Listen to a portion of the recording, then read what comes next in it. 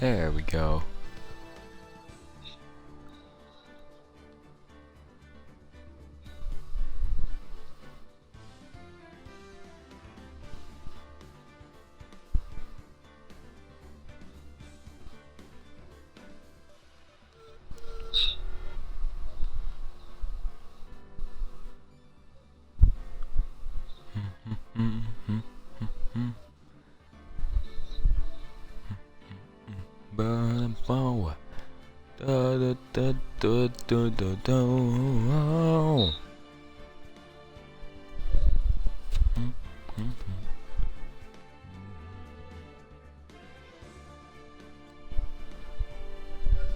Sweet, works just fine. Alright, let's go.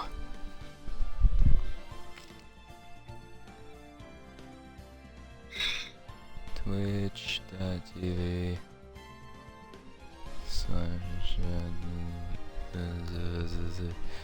bonk bonk bonk copy bonk bonk. Oh, whoops. Get rid of that. Bonk bonk. Her bonkus.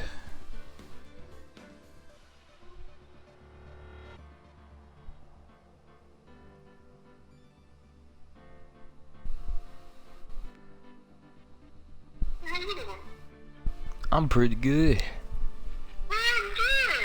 Ah!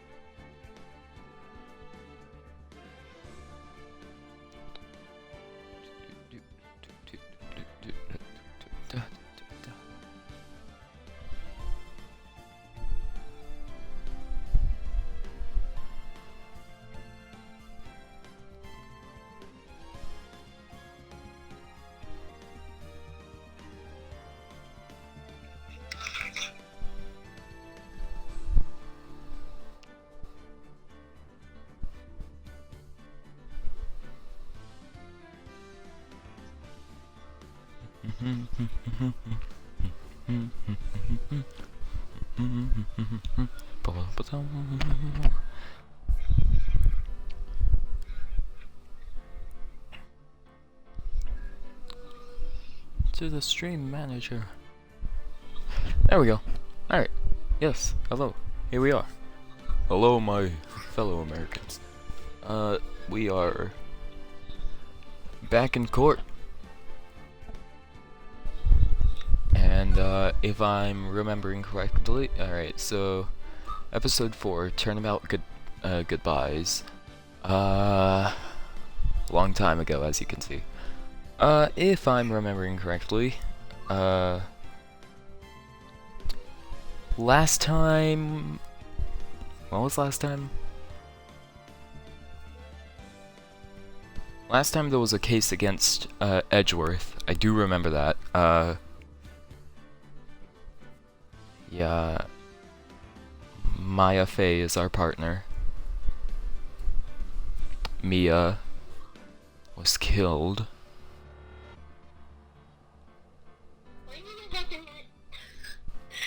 Phoenix, Larry, and Edgeworth Something's up with them. I do remember that.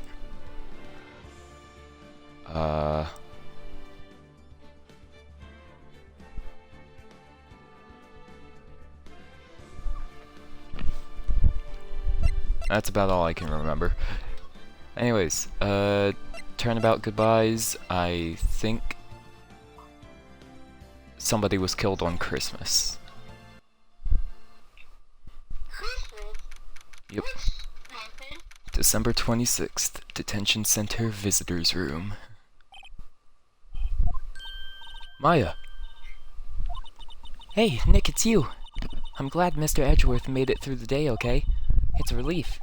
Hey, why'd you do that anyway? What'd she do? I don't know. I just knew I had to do something. I know I'm not the lawyer my sister was. I'm sorry.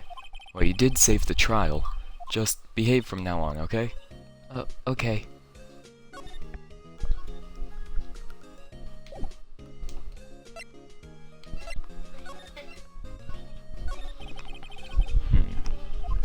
Have you been questioned yet?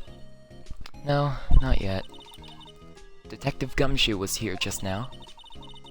He said seeing as this is your first offense, we'll let you go after questioning.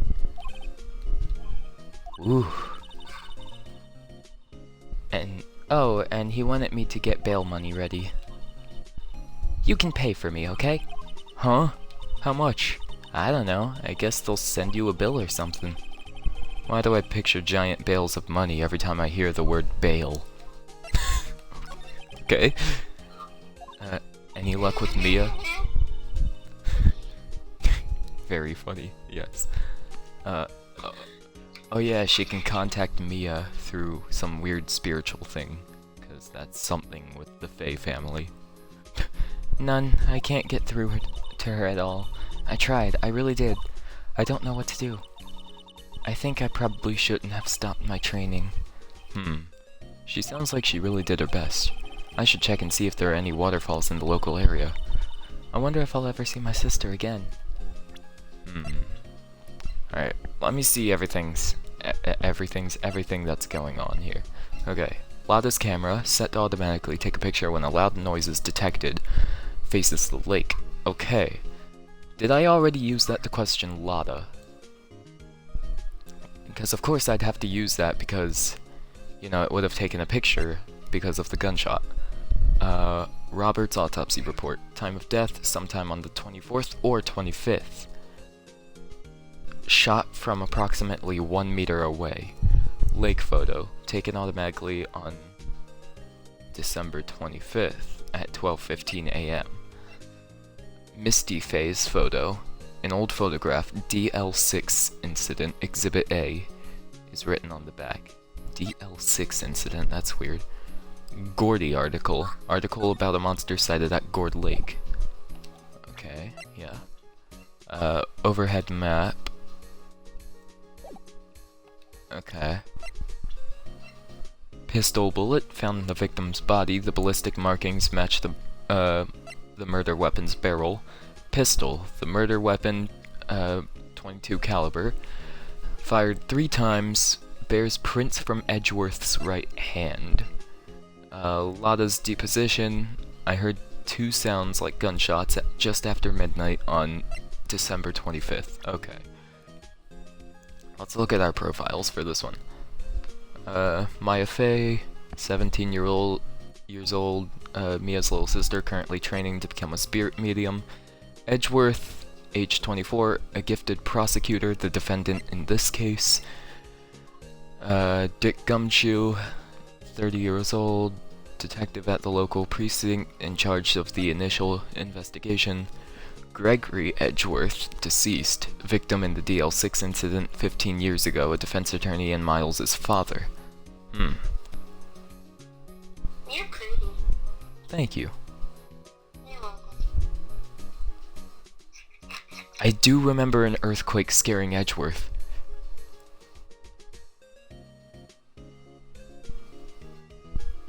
So, does that mean... I wonder if... Huh. Ow.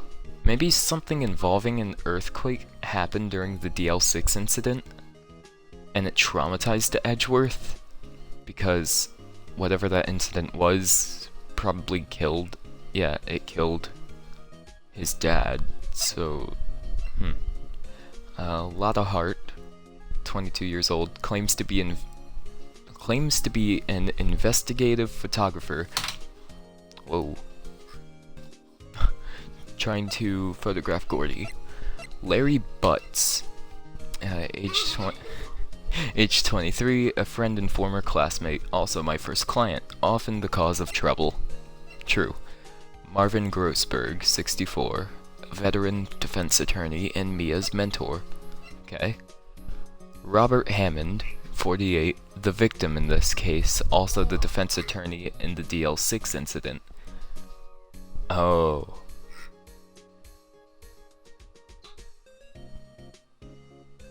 Okay. I'm guessing the whole accusation thing for Edgeworth is that, of course, he'd be the obvious choice. Oh, hold on. He'd be the obvious choice for this, since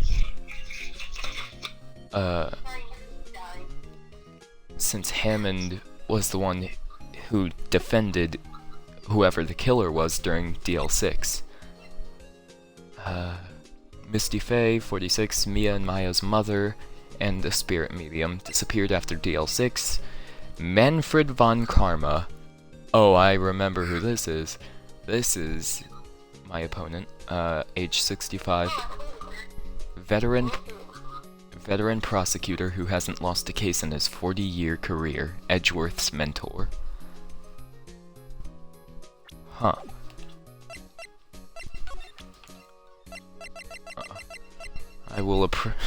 I'll present to Maya a pistol. Alright,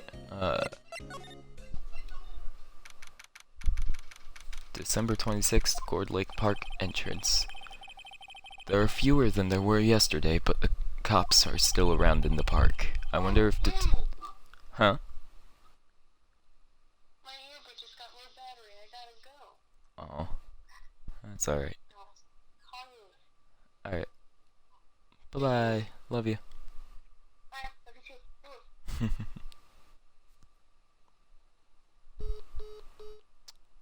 Alrighty then. I wonder if Detective Gumshoe is here today.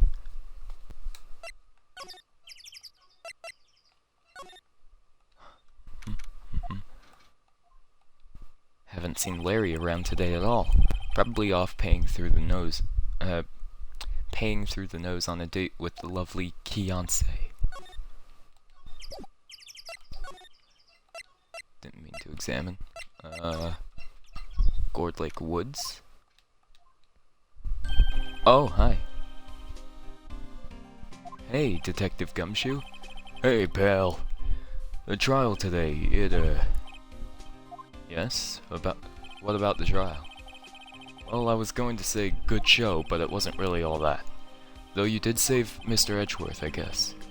I just wasn't sure how to thank you, you know? Thanks. Tomorrow's trial. Detective Gumshoe? Any idea what strategy Von Karma is planning for tomorrow? It sounds like he's bringing in another witness. Another witness? Alright, he said something about that in the trial today. There were 2 witnesses. I was wondering who that other witness was. Who was it? Sorry, pal. As much as I'd like to, I'm not at liberty to divulge in that information. Right. Prosecutor Edgeworth. Oh right, I wanted to ask you something about Edgeworth. What's up? Is he afraid of earthquakes? I'd never heard anything about that before. Mr. Edgeworth doesn't talk about himself too much, see? But there's one thing that's clear as day. Him hating crime the way he does, and him becoming a prosecutor, and him being scared of earthquakes. It all started with that incident. The DL-6 incident? Yep, that's the one. 15 years ago. when he saw his father shot before his very eyes. He still feels the pain now. You can see it in his eyes. Ah. Maya Fey. I want to talk to you about Maya Fey. Huh? She's not out on bail yet? That's strange. I told them to let her go as soon as, they had their report written up. Man, I don't know what would have happened in that courtroom today if it weren't for her. Seeing her getting dragged out by the bailiff. I'll be honest with you, pal. I shed a tear or two. Mr. Edgeworth, he was so moved I saw his lip trembling. Really? Cold as ice, Edgeworth? He was really grateful for what she did, you know. I'm going to head back to the station. I'll get the report on Maya and get her out of there as soon as I can. Thank you. Oh wait. I was wondering, how much is the bail going to be? Don't worry about that. Mr. Edgeworth is posting the whole amount. What? Edgeworth? Didn't I tell you? He's grateful to her for what she did. Alright, pal. Well, don't forget to go pick her up, okay? Huh. Maybe I can get Edgeworth to pay this month's rent, too.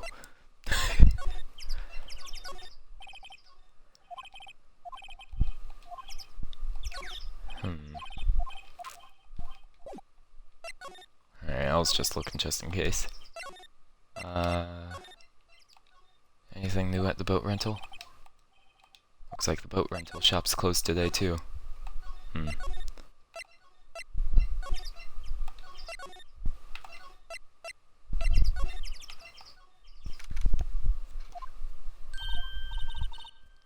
Hey Nick, you finally came. I just finished the paperwork. I'm free to go. Free at last, eh? Those interrogators were really mean. They were like, okay, what did you do this time? Like I was some kind of criminal. Can you believe it? Well, they let you out in the end, didn't they? Oh, that reminds me. Thanks for the bail. Thank Edgeworth. Huh? He posted bail for you. Said he was grateful for what you did. Mr. Edgeworth did that? I have to make it up to him. We've got to win this case, Nick. What to do? What do you think we should do next? We're kind of lacking in the clues department. We could go to the park and look for Gordy. I was kidding. Still, if there are any clues out there, the park's as good a bet as any. What do you say? Shall we head down there? Sure. Any ideas? Have you noticed anything lately? You know, I did notice one thing while I was here in detention. It's really pretty comfortable here. It's warm and they keep it very clean. I mean, have you noticed anything about the case? Well, not much more than that, no. She's probably still upset about Mia. I should leave her alone.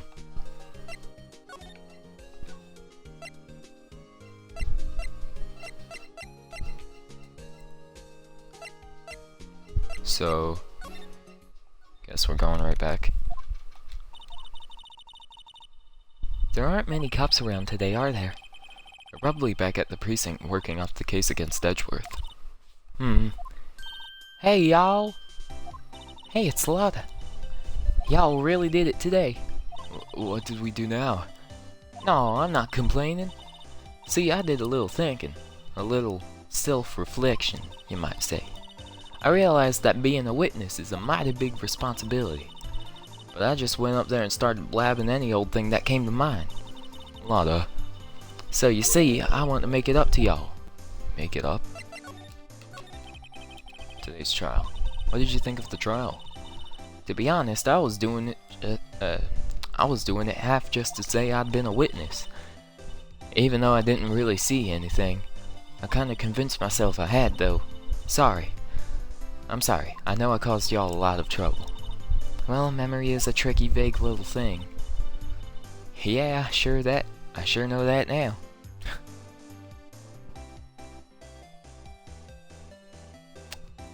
Oh.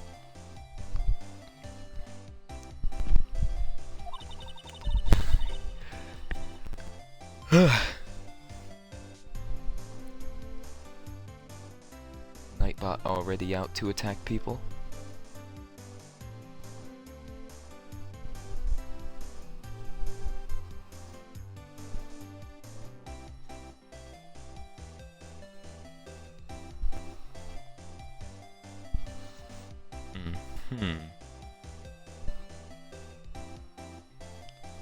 What if I just...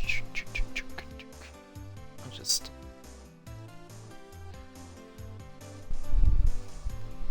There we go.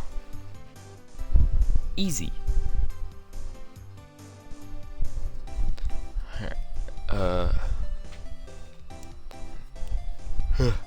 I'll be fine the next time I witness a murder.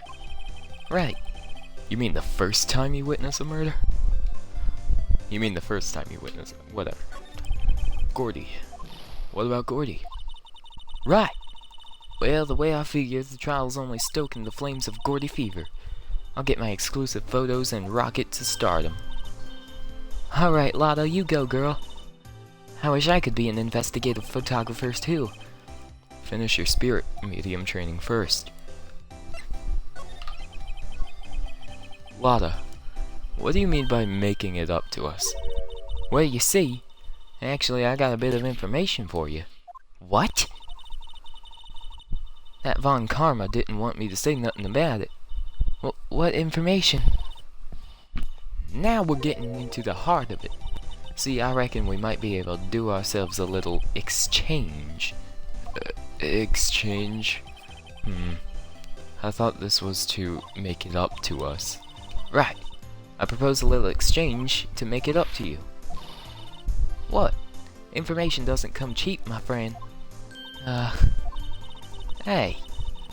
I see you thinking, my, how unsophisticated these southern folks are. It's written all over your face.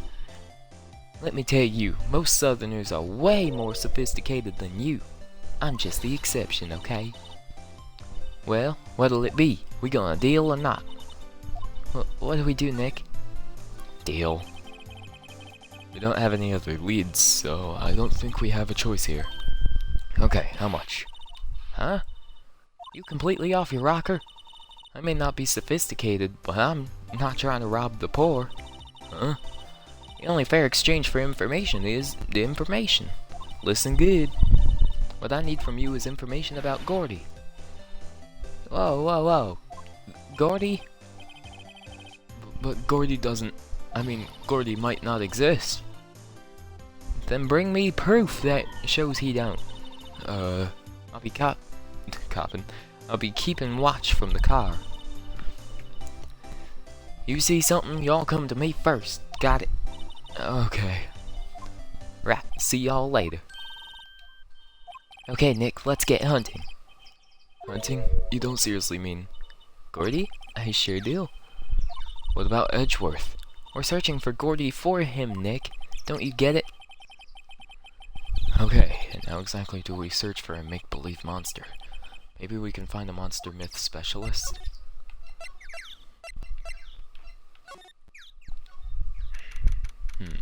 Okay. What's that? The Steel Samurai, Nick! Not again. Yo, Maya! Larry, what the heck is that? Oh, it was my girl Kiance's idea. She was all, if you like, put this here, it would be, like, really cool. Dude, she gave it to me along with the banner. Wow, that's real impressive she could find those for you. Well, she knows a lot of people. And that show's finished now, so she's got them for free. Right. Edgeworth. Yo, Nick! What happened with Edgy? Well, we made it through the first day in court alright. I don't know how good our prospects are from here on, though. Huh. Hey Larry, did you know Mr. Edgeworth's secret weakness? He's terrified of earthquakes. He acts like a little boy. Huh? That's weird. I don't think he was ever like that in school. No? Really? Well, we were only in the same class for a little bit. He transferred schools pretty quickly. Transferred? Right, when the DL-6 incident happened. Doesn't look like Larry knows about it, though. The big samurai. Hey, Larry? When did you get that big thing? Huh? Oh, the big guy? I've had it about for a month, yeah. It's a big hit with the kids. Why wasn't it there yesterday? Huh? Huh? Oh, right. The compressor was busted. Compressor? Yeah, it's that little unit by my hot dog stand. That's what I used to put air in the Steel Samurai. It broke a little while ago, so I sent it in for repairs. Oh, in here I thought you'd inflated it by yourself. Wait a second. Nah. I feel like that's gonna be important in some way.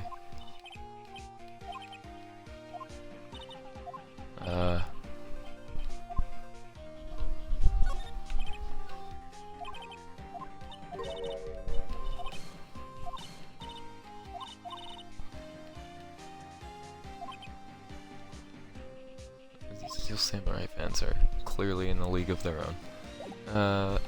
Okay.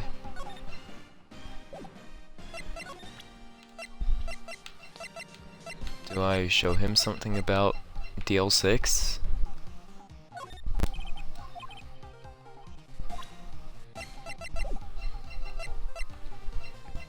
I don't know. I guess I move along. Hey, y'all! Well, y'all find anything about Gordy? No, nothing. Well, keep moving. It gets cold out here at night time. It is a little chilly. I think I have to sneeze. Whoa, no, Steve.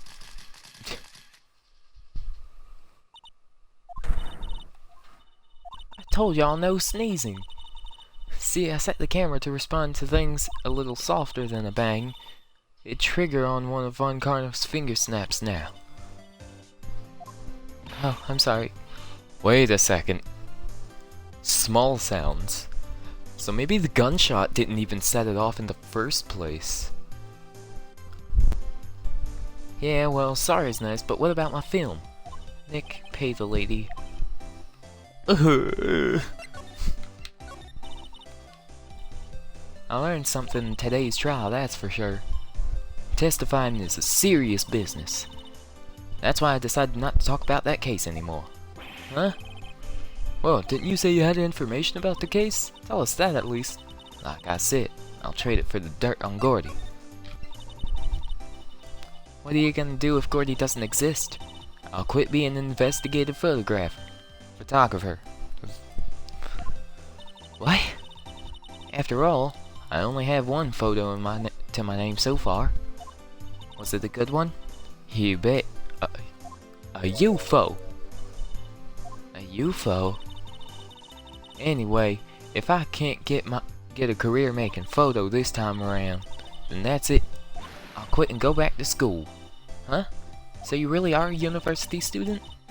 Yeah, well, I'm taking a break for a bit. Right. Oh.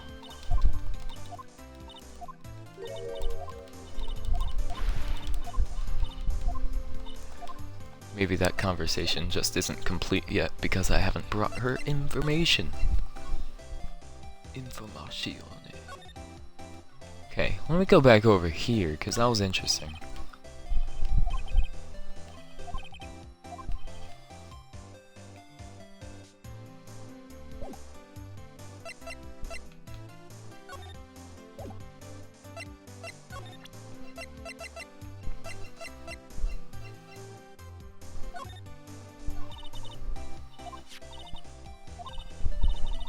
That's why I always sensitive to my mic. Just watch yourself from now on, okay? Sorry. Dang it.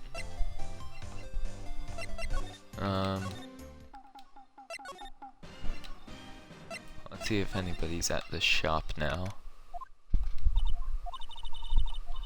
It's always so quiet here. I wonder if the boat shop is closed for good. Well, with the murder on the lake and all, they're probably just taking a vacation till it blows over. I get it.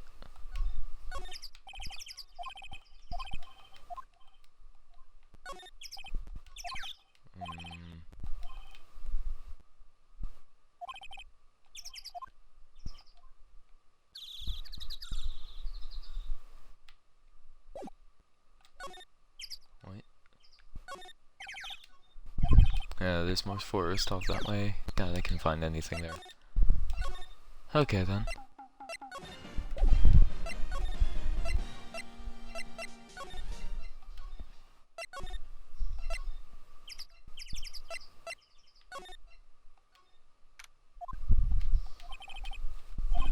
Hey there, pal. What's up? You look out of sorts. Wait. You didn't go and do something that's gonna hurt Mr. Edgeworth's case again. What do you mean again? Whatever, have a seat, pal. I'm here for you if you need anything. Besides money, that is. How's the investigation proceeding? It's not really. We have another meeting coming up. We're supposed to talk about Mr. Edgeworth's motive. His motive? See, Mr. Edgeworth's father died in the DL-6 incident, and the guy who got the lone suspect declared innocent was the victim in this case, Robert Hammond. They're saying that's why Mr. Edgeworth shot him. And Edgeworth never talks about his past. I bet they'll drag that out and hit him with it in court tomorrow too. Poor Mr. Edgeworth. I gotta admit, it doesn't look good, pal. Say, Detective Gumshoe, do you know Gordy? A monster down in Gourd Lake? Not personally, no. Well, we're looking for it. Are you out of your minds? You got time to go wild monster hunting? How about doing a little questioning for me then? Oh, Detective Gumshoe is scaring me, Nick. I told Detective Gumshoe about the deal with Lada. Nick, try telling him sooner next time. Sorry. I see, pal. Sorry for shouting at you. Okay. I, Detective Gumshoe, will aid your search for Gordy. Huh? I'll loan you one of our newest secret weapons for finding evidence. Really? You can take whichever one you like. Okay, give us the goods. Hold on now. Everything's in due time. Everything in due time. First, let me show them to you. These are our best and brightest. Introducing secret weapon number 1, Missile. Missile? He's a canine police dog still in training. Missile, here boy. Woof. Here he is. Hey, he's cute. Look, Nick, cute dog. A cute dog. And this will help us. How? Woof. Next secret weapon number 2, a fishing pole. Here, this is my own personal pole. Detective Gumshoe, we're looking for a monster. Yeah, How are we supposed to catch a whole sea monster with a fishing pole? you'll never know until you try, pal.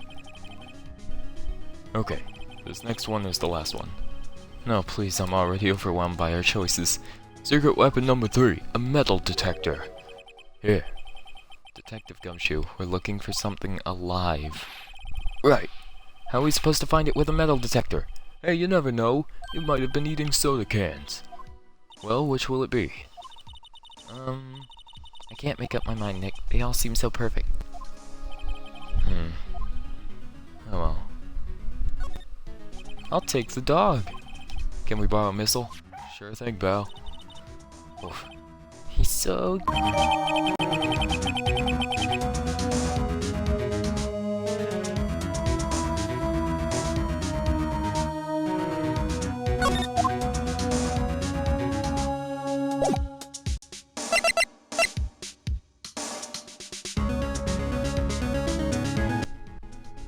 Sweet.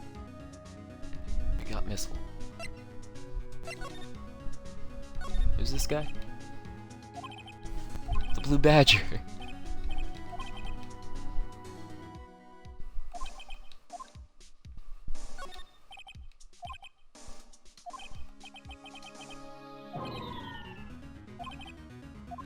He's playing chess.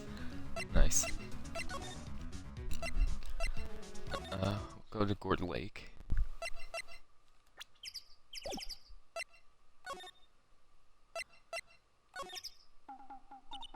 Hey, Nick. Hmm? Missile's been acting strangely. Missile? Oh, right. That little creature of the detectives. Hey, I love little doggies. Good boy, good boy. Rawr. Oh, what's wrong, Missile?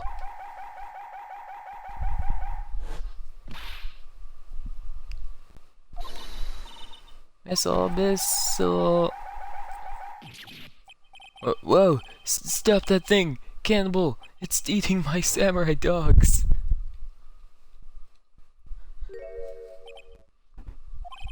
My samurai dogs. Wow, he ate every single one.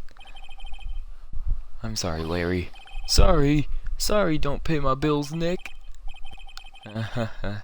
It's going to have to this time.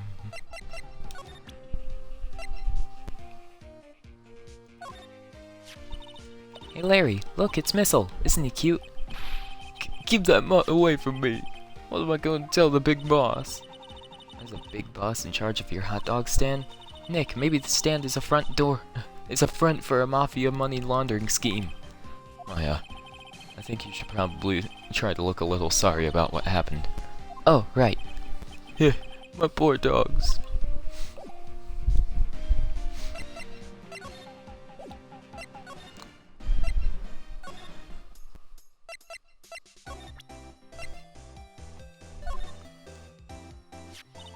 Hey Lada. Oh cute, he yours? He's a canine police dog. His name is Missile. Huh. Canines are the ones they use to sniff out for things, right? I wonder what Gordy smells like. I hadn't thought about that.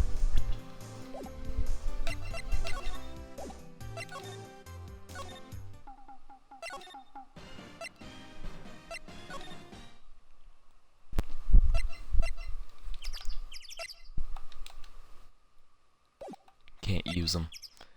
Dang.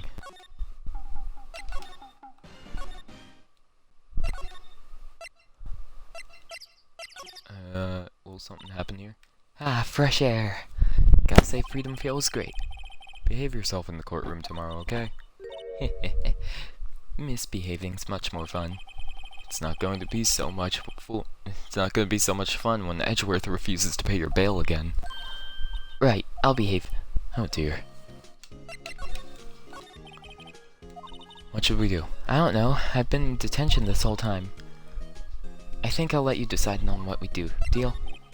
Well, any thoughts you want to share? Well, I was in detention all day. I think I'd like more time to think. Poor Maya, she probably thought about Mia the whole time she was in there. Okay. So nothing really changed. Cool.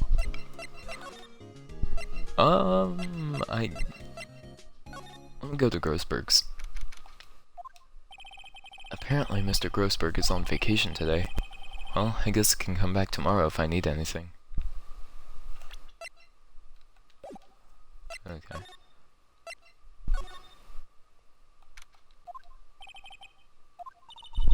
Let's come back later. Guess so. Oops. Not there. We'll go back here.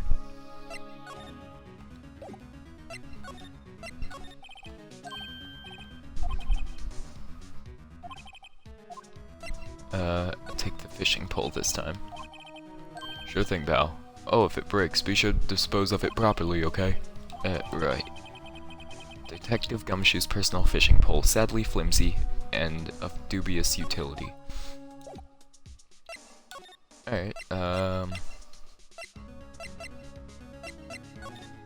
Cord Lake.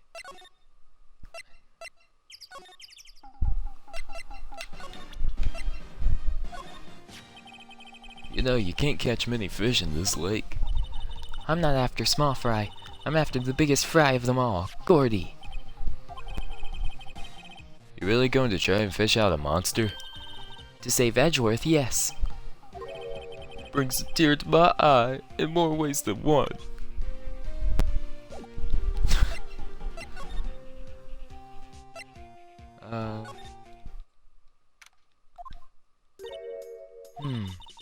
Okay, Nick, this looks like a good spot. A good spot? For what? Time to do some fishing. She's serious. What are you going to use for bait? Oh. Yeah, oh.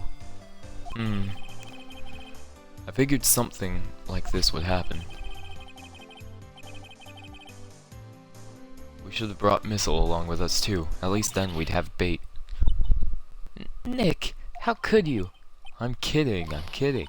Oh, some jokes are better left untold. Oof, she hit me. Okay, watch this, Nick.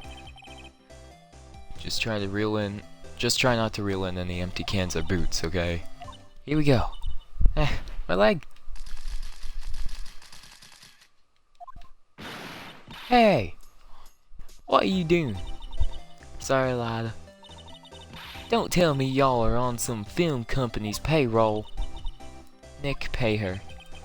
Poor wallet.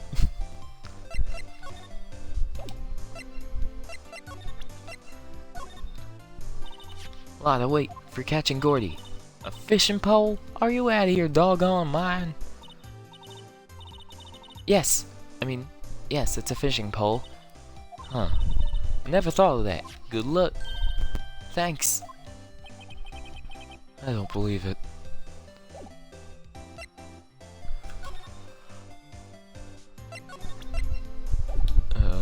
Yeah, okay. Guess we'll go back here.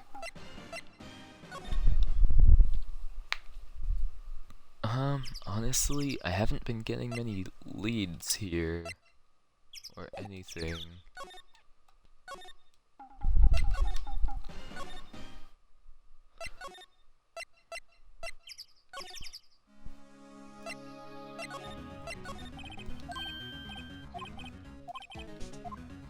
Metal detector time. Remember, you're hunting for a monster. Anything is possible. Anything! Makes a noise when metallic objects are near. A useful detection device. Alright.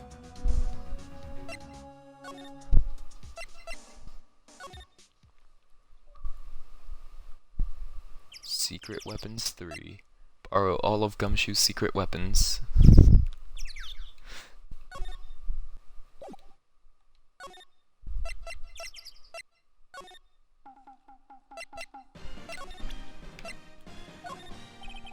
Sorry, Nick. I don't know much about that. I am a mere seller of hot dog. Okay.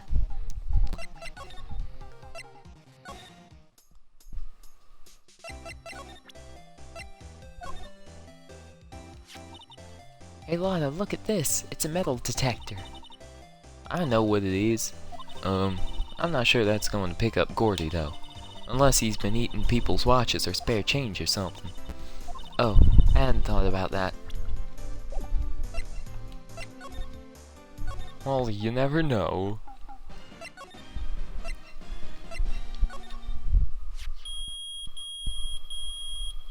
Let's go. Nick, it's beeping. The metal detector's found something. Sure is loud enough about it. Whatever it is must be in those bushes. Go check it out, Maya. Why do I have to check it out? Nick, look. Huh? An air tank? Huh.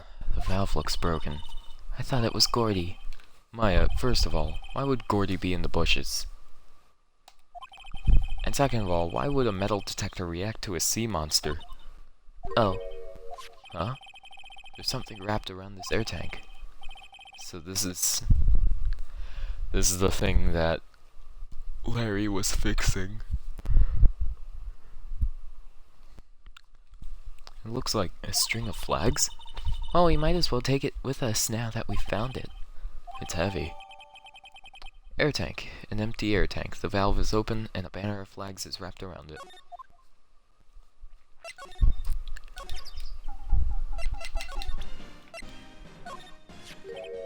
What?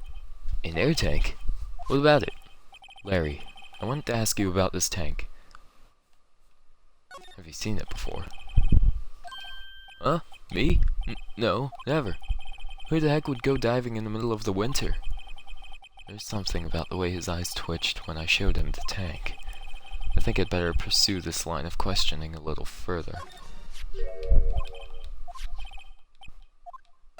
Is it yours? Why would I have a thing like that? Look, see how there's a string of flags around the tank valve? It's just like the string of flags around your steel samurai there. Oh god. We're not even in court, and it's even doing the questioning music. I like that.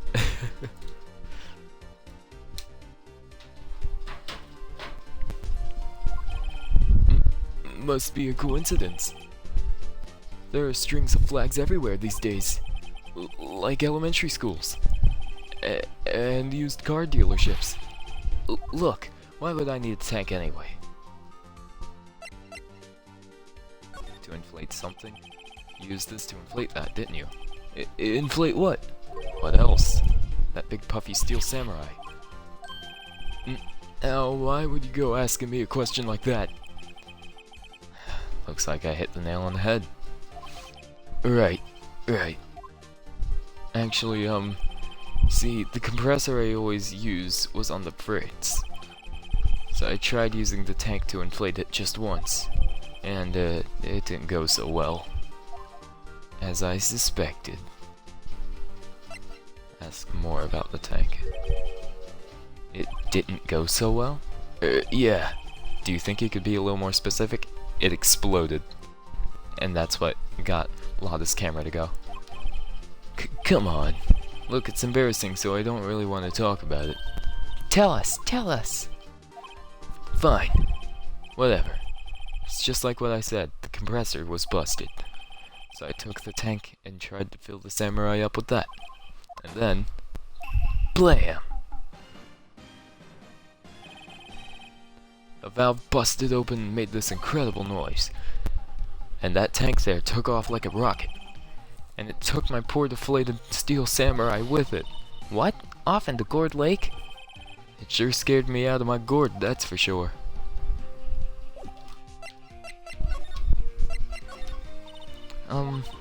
So the tank and the steel samurai you were trying to fill up flew away.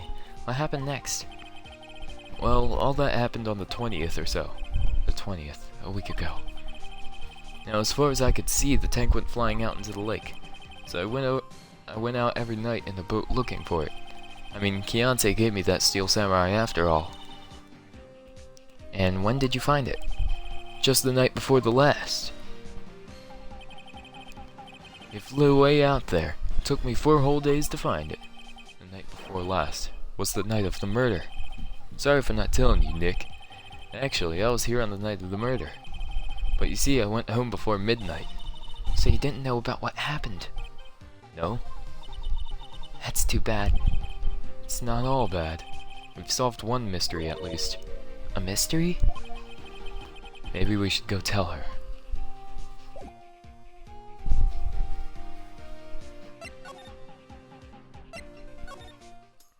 Alright. Whoops. I was about to leave her. Well, Mr. Lawyer? I've got the info y'all need. Y'all got the scoop on Gordy for me yet?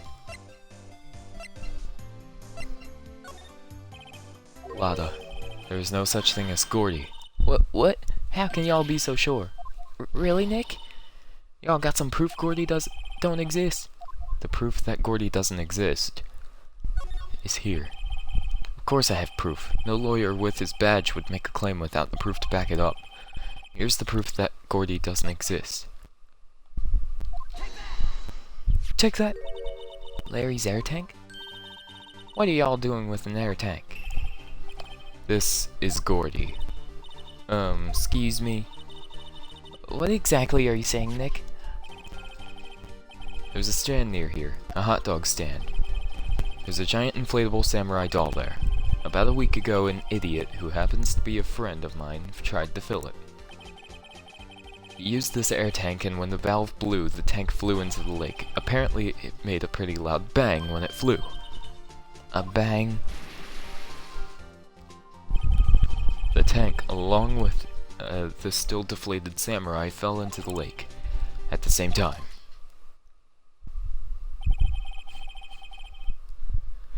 A couple was taking a photograph of the lake. This photo. Wait, so you're saying that Gordy is really the steel samurai? Well, that's a fine way to ruin a gal's dreams. I'm sorry, Lada. Nah, it's okay. You win. I'll give you your info, like I promised. Poor Lada.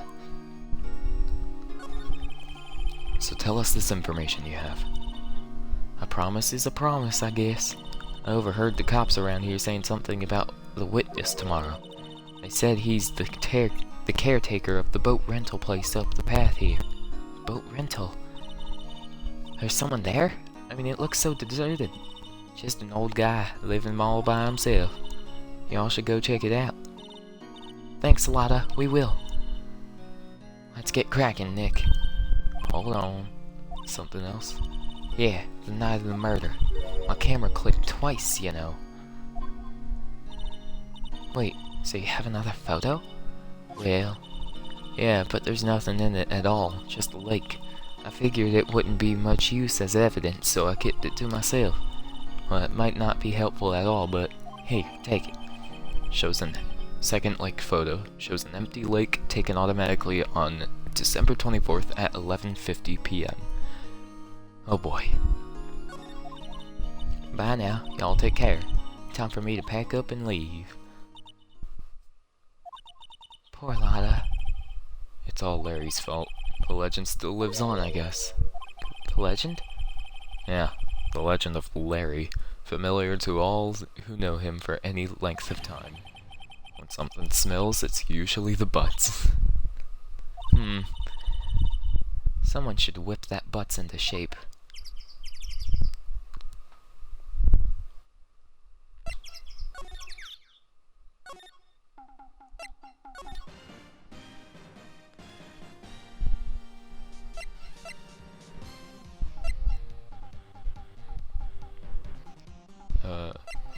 So now we just go to the boat rental.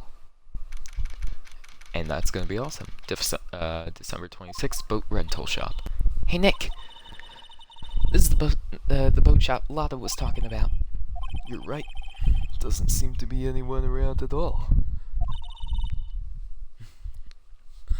Well, let's go check it out anyway. Caretaker's shack. Oh, a bird. Parrot. It's a parrot. December 26th, caretaker's shack. Meg, there you? Hey, is that Keith with you? Where have you two been? I've been worried sick.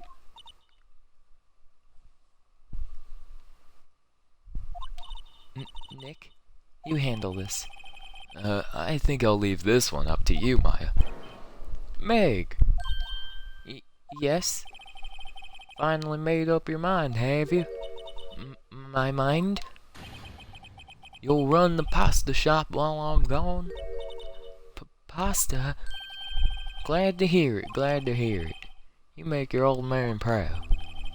When you kids left the house, I didn't know what to think. How am I supposed to keep this place running, an old man like me? Polly, the kids are home. Hello, hello, quack. Nick, what was that? A parrot. The one on that perch. Keith. Yes? I leave the wet noodle in your capable hands, sonny. Nick, what's the wet noodle? Based on the available evidence, I'd say it's the name of his pasta shop. That's a relief, isn't it, Polly? Hello, hello, Squawk. Yup. This dude really He fell asleep. I guess he's relieved.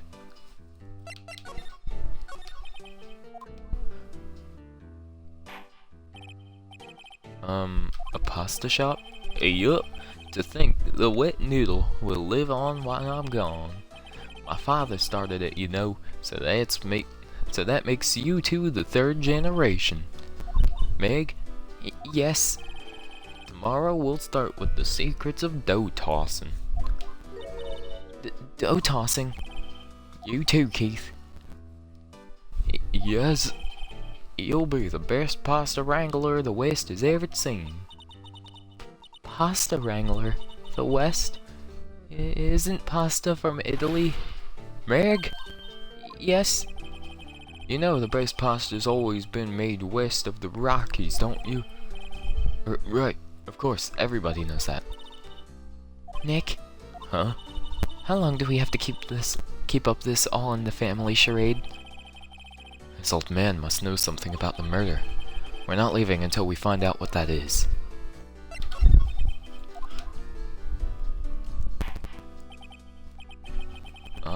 This is a boat rental shop, right? What are you talking about? This here's the Palace of Pasta, the wet noodle. Though now that you mention it, we haven't gotten many orders for spaghetti lately. All the kids come up and say, "Yo dude, we want to ride in one of your boats." That's why I keep them boats out there. Youngsters these days, darned if I understand them. I'm pretty confused myself. Nick, this isn't going anywhere. But this old man is the witness tomorrow, right? We've got to find some way of getting information out of him. Dang it.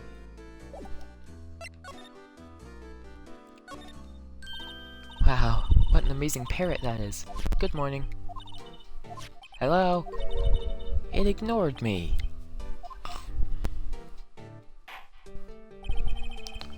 What? You forgot, Meg? You gotta call her name first. Her name? Polly, how you been? Hello. See? Neat, so the parrot's name is Polly. Sweet. Parrot, the erstwhile companion of the boat shop caretaker, answers to the name Polly. Okay. Too bad all she can say is hello. Old Polly can say lots of things. You just need to know the secret words. The secret words? Polly, what's your name? Polly. Cute. Maya's found a new friend. Well, good for her. Look, Nick, he has an electric blanket on his table. Looks warm. That's a great idea. We should do that at the office. We can sit down with our clients, snug and warm, and drink hot cocoa. And what, talk about murders? No, you pretty pooper, Nick. This fishing pole looks expensive. Wow, he has a television in here too? Look, a little safe. It's locked. She was planning on robbing this guy? Looks like it's a kitchen unit. It's pretty clean. Funny, he doesn't look like the type who'd keep things tidy like that. You're forgetting, Nick. He's running a pasta shop here. Well, there are lots of various fish in Gourd Lake, aren't there? Something's funny, Nick. All these fish are saltwater fish.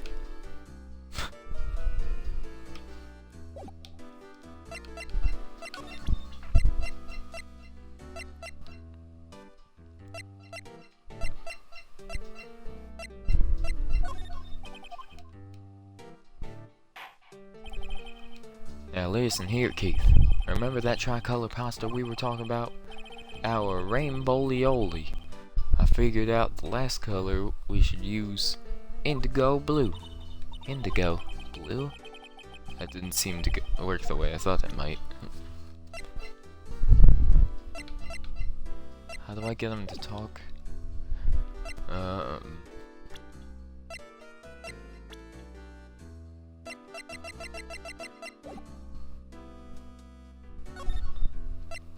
Polly.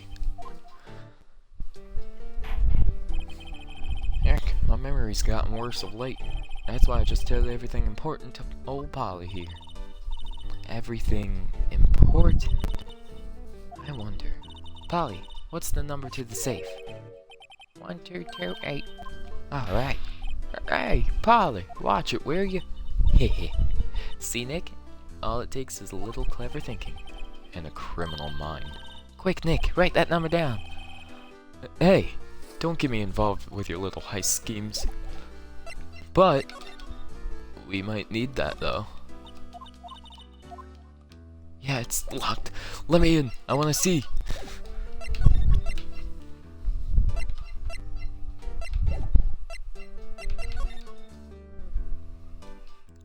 Is there something we have to re-examine now?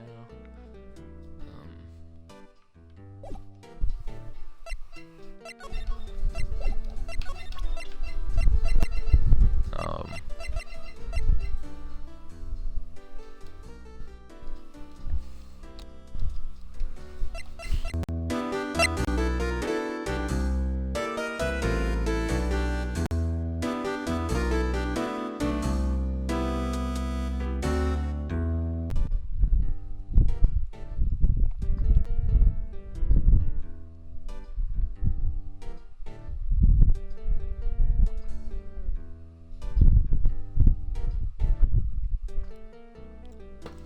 You were hearing those weird swallowing sounds, I know.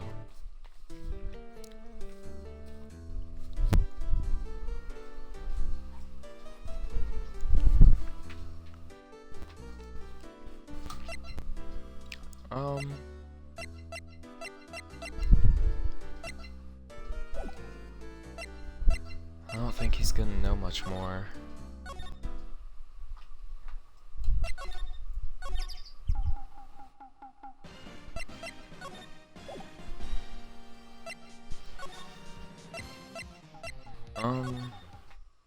I guess we can see if Edgeworth is out of questioning. Nope. Here we go. Detective Gumshoe isn't here. Now that you mention it, didn't you say you had a meeting to go to? Ah, that's right. Let's come back later. Oh, never mind. Unless... Nah, there's nothing.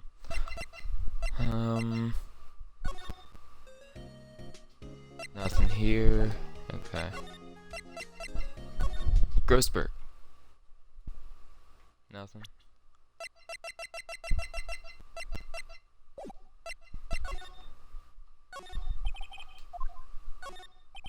No, something. Here we go.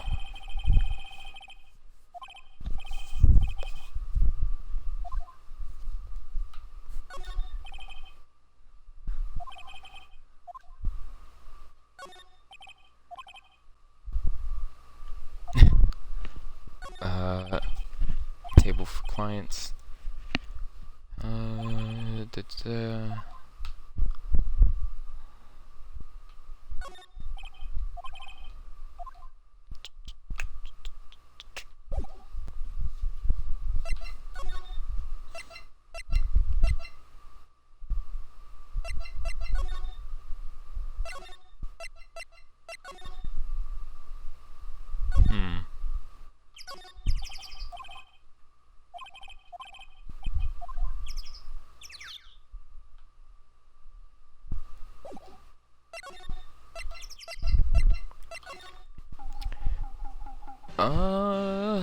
I'm not sure where they want me to go from here. Ugh, excuse me. I think the secondary photo is like really changing up everything here. So like now I'm getting all twisted up and turned around.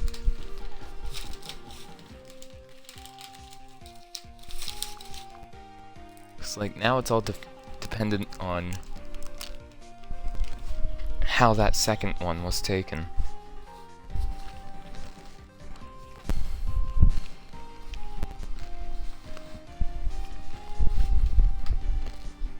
And hold on. I also gotta figure out how to make the owner talk.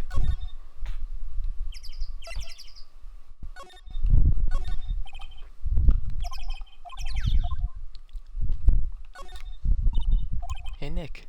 What? Don't tell me you're hungry again. No. I was just wondering why are camping pots and pans made of aluminum? They didn't talk about that in any of the law books. So there's no law saying they have to be made out of aluminum then? I'm not having this conversation. There's food and some magazines on the sheet. It takes a pretty tough skin to camp in this cold. sign says no camping. Funny place to pitch your tent.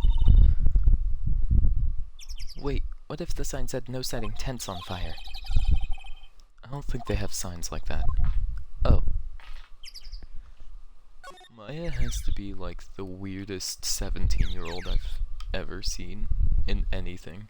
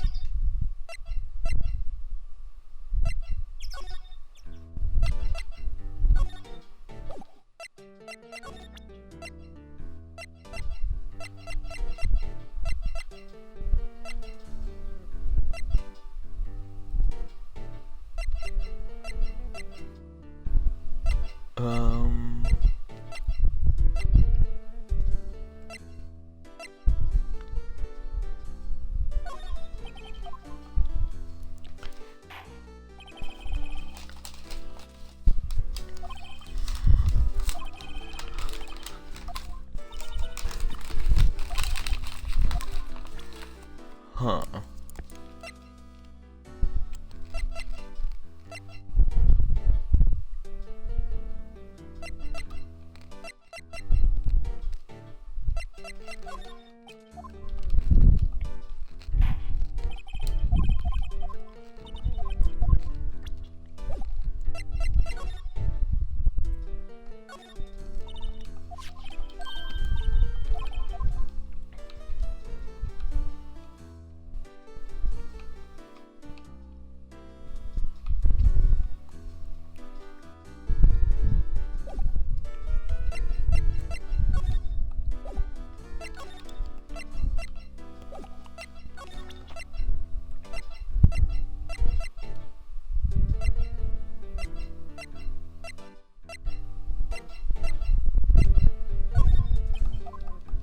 I'm a defense attorney.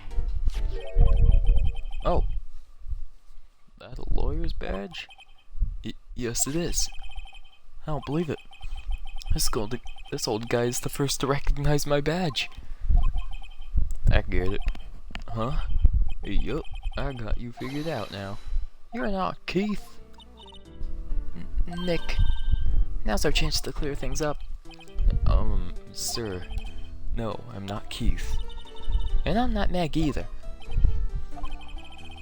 We're investigating a murder that took place on this lake the other night. Please help us. A lawyer, huh? Please, mister. Alright, I'll help. But on one condition. What's that? When this case is over and done, you'll run the wet noodle. Sure. Okay, we promise. Nick, are you sure about this?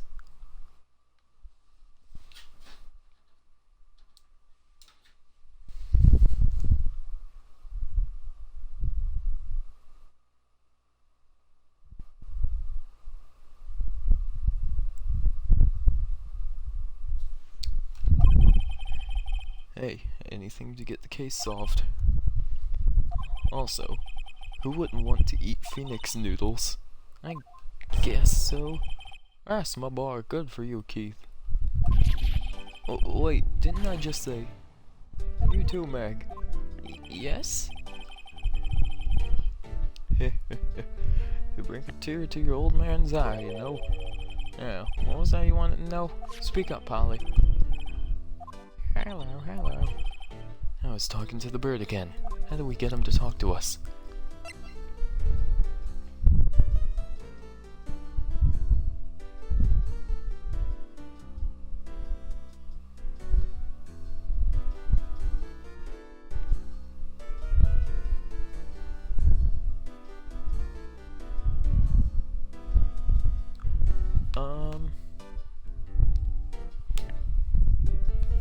Give me a moment while I let this ferret out. I'll be right back.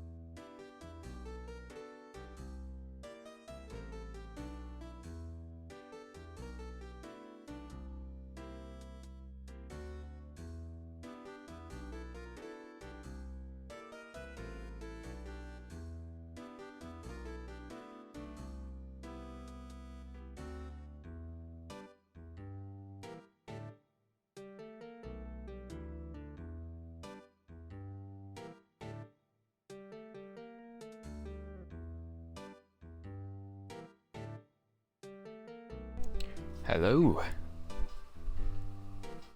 I've made my return.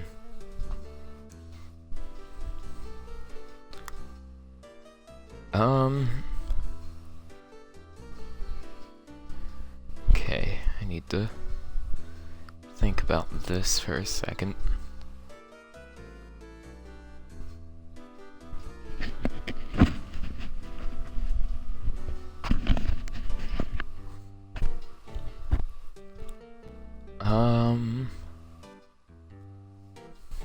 What should I present to him?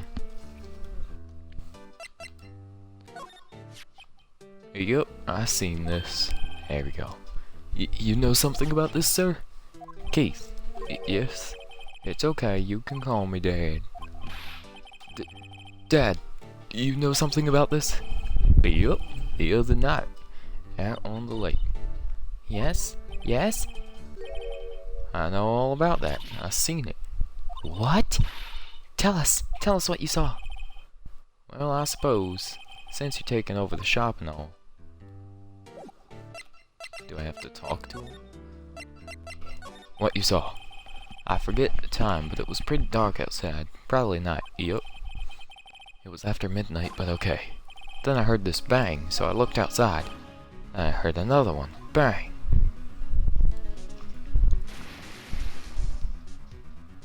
So there were 2 gunshots. 2 shots fired. Interesting.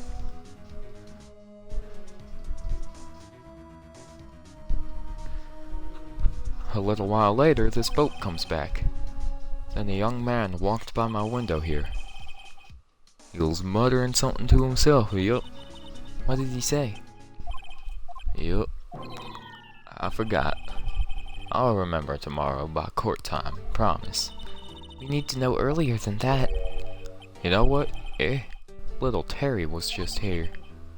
Terry?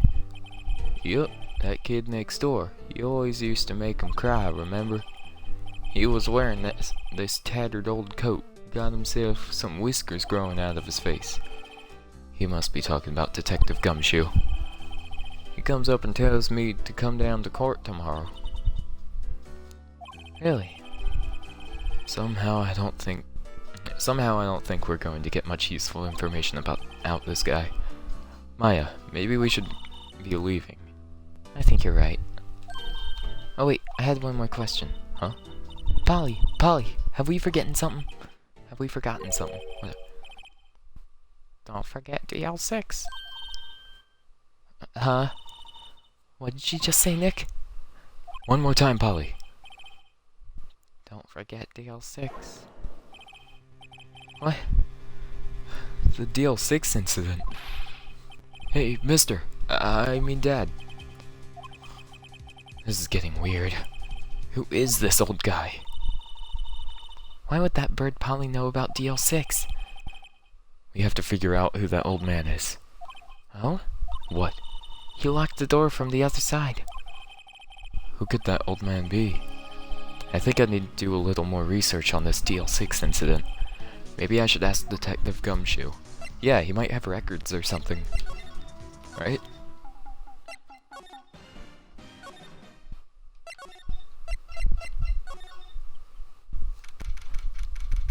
Like old records of the case? Hey pal, long time no see. You don't look so happy.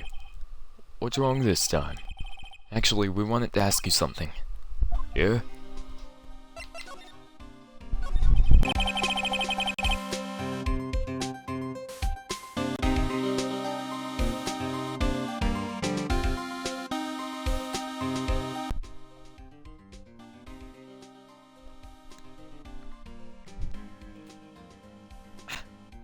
Stupid microphone. You know the boat rental shop down at Gord Lake? Oh, yeah. The old man who runs it is appearing as a witness in court tomorrow, right? Huh? How do? That was supposed to be top secret. Do you know who that old man is, Detective? Actually, I don't. He's a bit of an odd bird. I haven't been able to get a straight answer out of him. I decided first that he wasn't persuasive enough to stand and testify as a witness. That's why we called Miss Lada Hart yesterday. As for who he is, we have absolutely no idea. Sounds suspicious. The DL-6 incident. Detective Gumshoe, please, help us. Huh? We need to know about the DL-6 incident. That was when Edgeworth's father died. I can't help but think that it has something to do with this current case. To tell the truth, I don't know much about the DL-6 either. Mr. Edgeworth forbade us from reading that file, so I'm afraid I can't show them to you either, pal. What?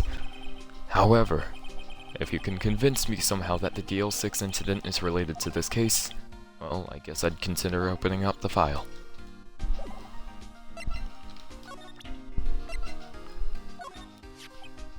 What's that, parrot?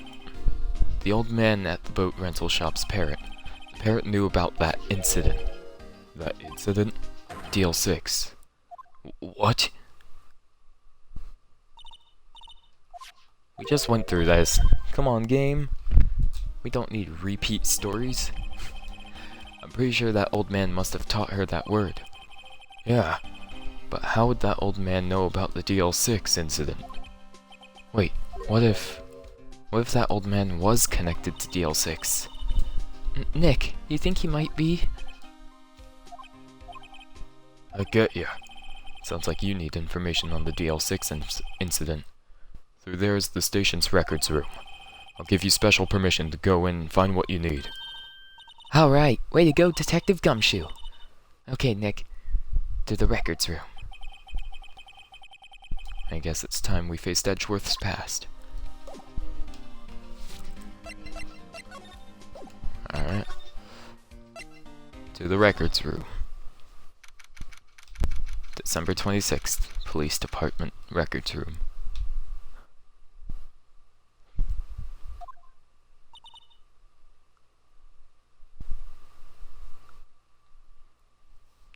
Hold on, I just gotta double check something. I'll be back.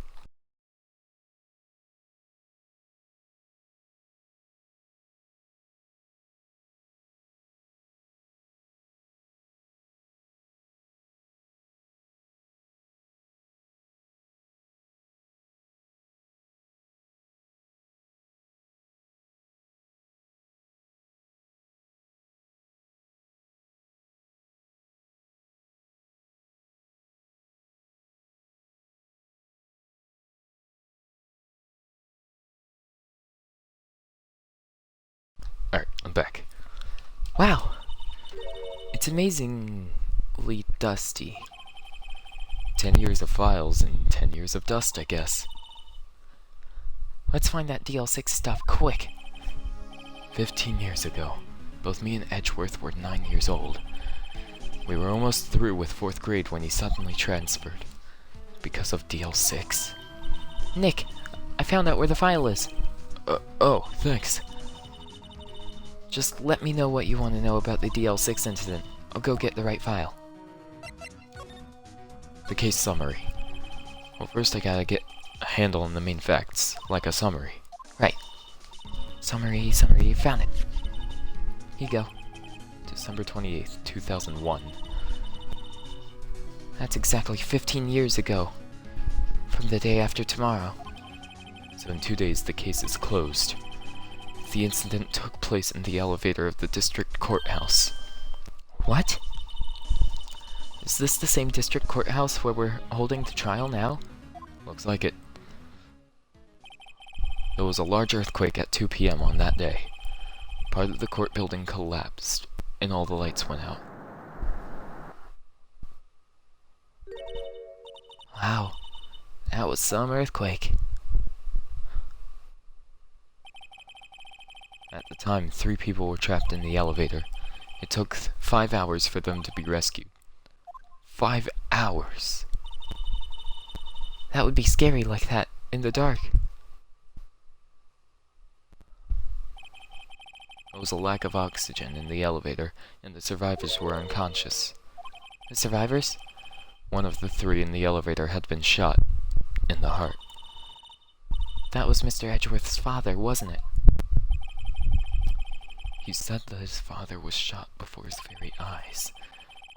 So Miles Edgeworth was one of the other passengers in that elevator. Victim data. Do you have data on the victim, Edgeworth's father? Yeah, hold on. Victim, here, found it. Gregory Edgeworth, 35, defense attorney. If he were still alive, he'd be 50.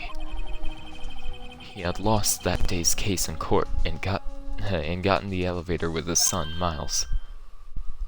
Miles. Miles Edgeworth, of course. So he was in the elevator with his father. So after failing the court case, he was killed right there.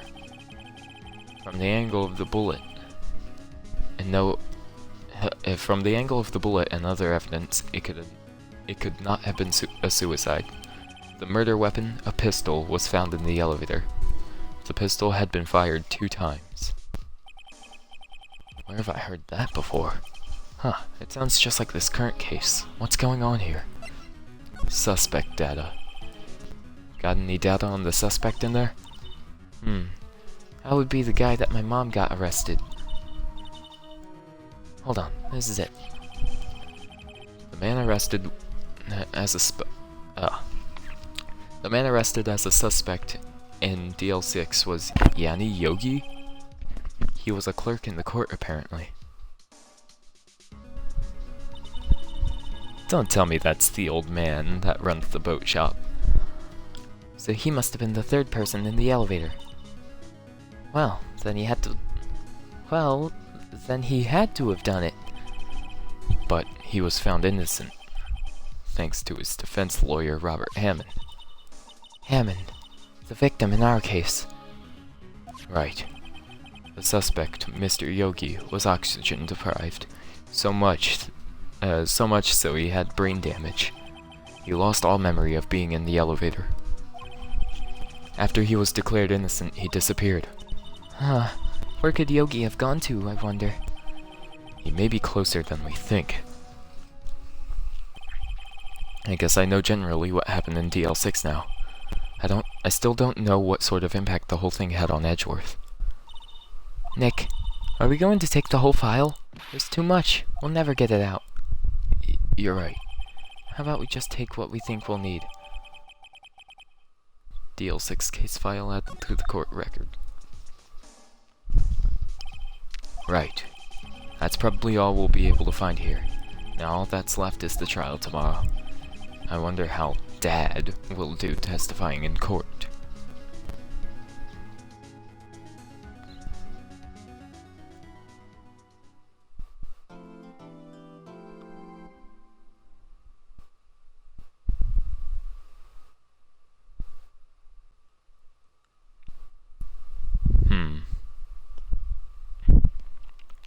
Screw it, we can keep going.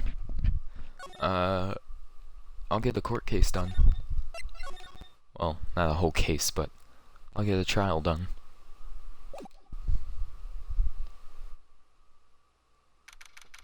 December 27th, 10 a.m., District Court, Courtroom number 3.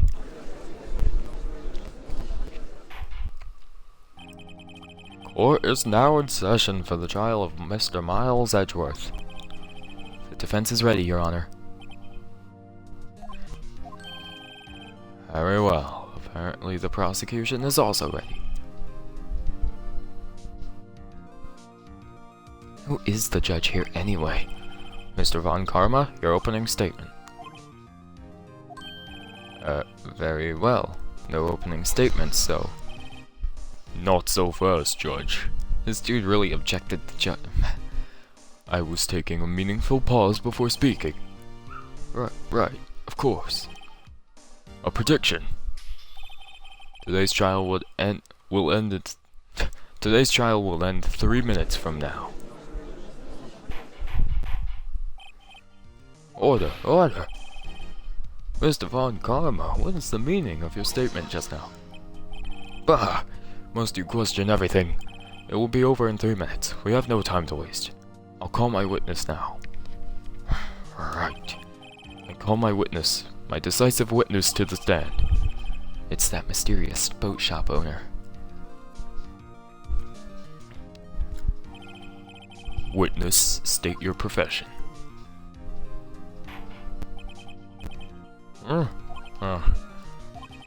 I am the proprietor of the restaurant, the Wet Noodle at Gourd Lake.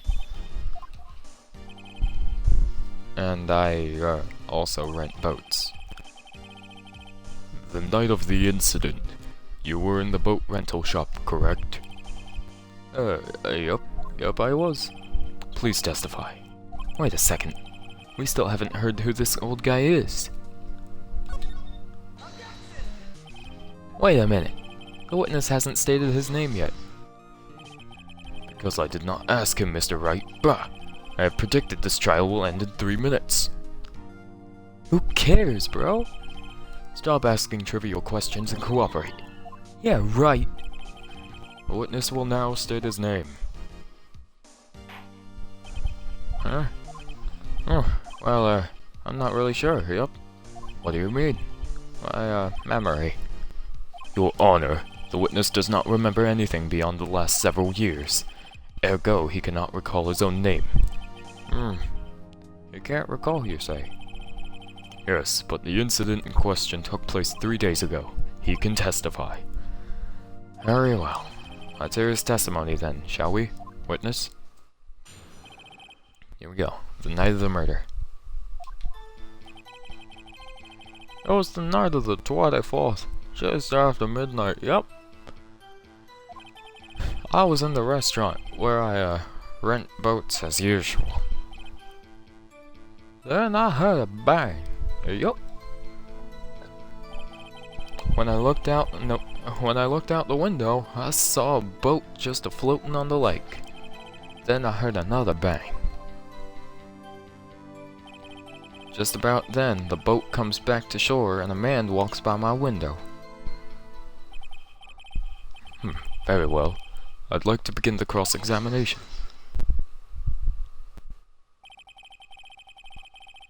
There is nothing to question in my witness's testimony. Ergo, no need for cross-examination. Besides, there are only 10 seconds left before our 3 minutes are up. Judge, your verdict now. Yes. Mr. Wright? Cross-examine, duh. What are you saying? Of course I'll cross-examine the witness. Very well, you may begin. Excuse me, Mr. Von Karma. 3 minutes just passed. I see. Well then, let's just take our time. You may cross-examine the witness. The night of the murder.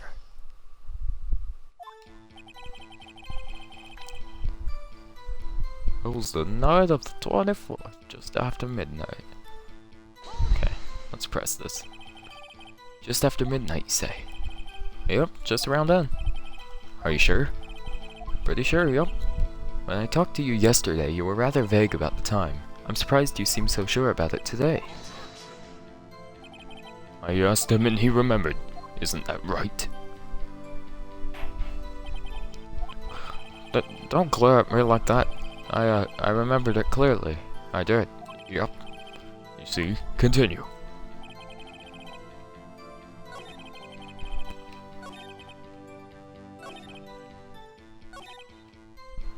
I was in the restaurant where I rent.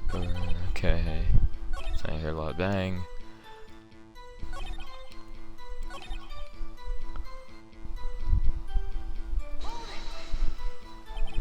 By your window? Yep, by my window. Right outside the window of my little shack. And could you see the man's face? Well, the fog was pretty darn thick.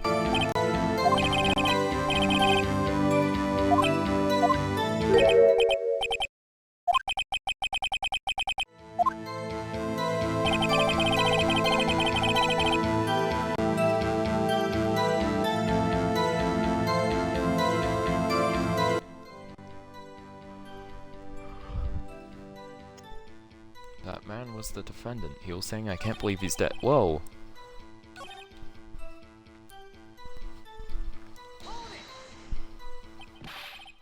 Are you sure? Uh-oh. dead. Dead certain, Keith. He said, I can't believe he's dead, as he was walking by, too.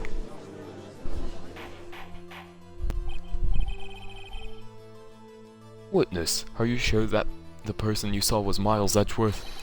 It was him, that Edgeworth boy. This sounds like decisive evidence indeed. I see no room for doubt. Von Karma. He lured me into cross-examining so he could set me up for a fall. Nick, I don't like the way things are going here. Everyone in the courtroom is glaring at us. I'd better act quick or this trial is going to be over.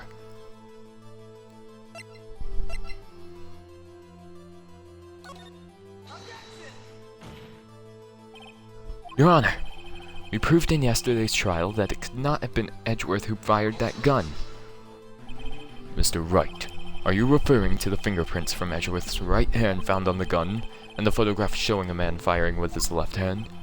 Exactly. That's easily explainable. He could have wiped his prints after he fired. You are ignoring the truth of the matter here. Everything in this witness's testimony is true. The judge is lost in thought. What should I do?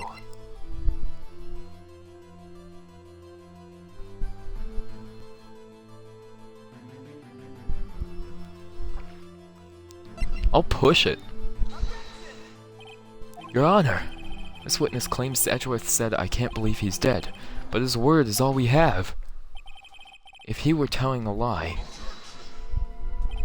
Mr. Wright, in a court of law, the evidence tells all. Apparently you have yet to realize even this basic fact. If you say his testimony is a lie, then show us proof. Show me proof that his testimony is true. Nick, do we have any evidence? It's no good, there's nothing I can do. Are you sure? To be honest, I don't know what to do anymore. Please, can you hear me, sis? Please. We need your help. Nick needs you. 3 minutes was perhaps too high in expectation. However, 15 minutes isn't bad. This must be a new record. Enough. The witness may leave the stand. This court sees no reason to further prolong the trial, nor is there any need for more time to decide the case against the defendant. This case is extremely clear. I see no room for misinterpretation of the facts. What? No! This court finds the defendant, Mr. Miles Edgeworth. The accused will...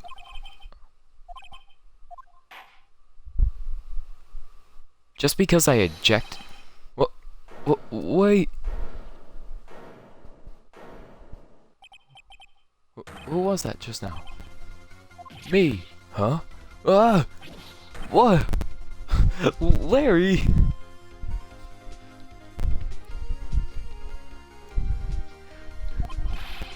What are you doing here? Listen! You gotta listen to me. Whoops.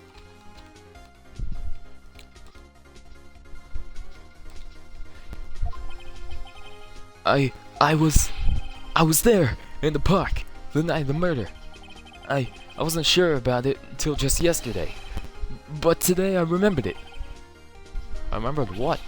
The gunshot. I heard it too.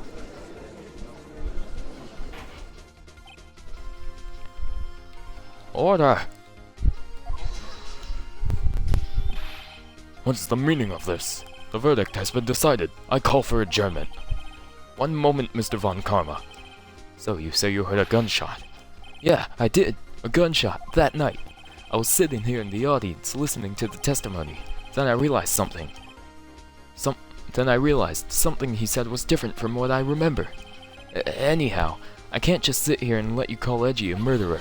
It's just not right. I'll testify. Let me testify. Order! Order! Well, this is the first time something has happened like this in my court. I'm not quite sure how to proceed. Judge, you've already given your decision. The trial is over. Nick, this is it. Larry's given us one final chance at this. She's right. If only it wasn't Larry. He could make things even worse. Mr. Edgeworth was just declared guilty, Nick. It doesn't get any worse. You're right. Okay. Your Honor, if there is another witness, it is our duty to hear him speak. Right here, right now. A waste of time. The verdict cannot be overturned. Allow me to speak my opinion. In all court proceedings, it is our duty to prevent an inaccurate verdict. In order to make sure no mistake has been made, every witness should be heard. What is this? I withdraw my previous verdict of guilty. Had to hit him with the 3-tap.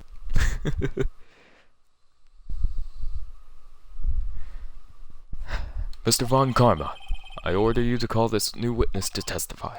Now. What? The court will adjourn for a 5-minute recess. After that, we will hear this new witness. Court is adjourned. Oh shoot.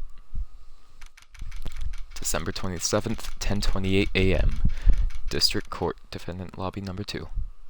Man, it even went past the 15 minutes. Whew. That was too close. Sorry to keep you on the edge of your seat like that, Edgeworth. I've seen worse. Yeah, right, Edgeworth. You were sweating bullets. I just wonder what Larry plans to say in there. Larry was at the lake that night. Yes.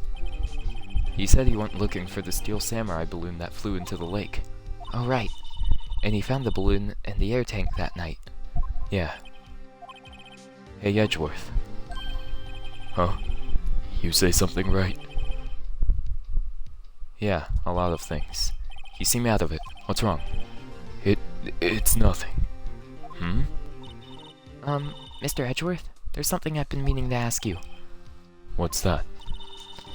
Why are your fingerprints on the murder weapon? Oh.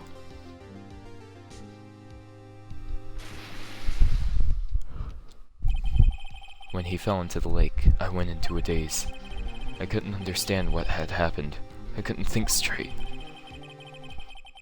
Then I saw the pistol lying on the floor in the boat in front of me.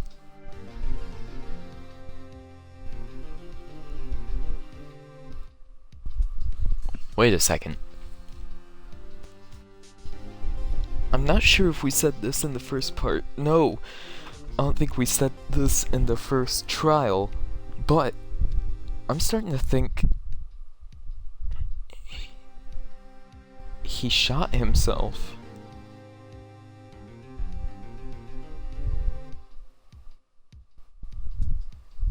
He either shot himself or someone else shot him when he was trying to shoot Edgeworth.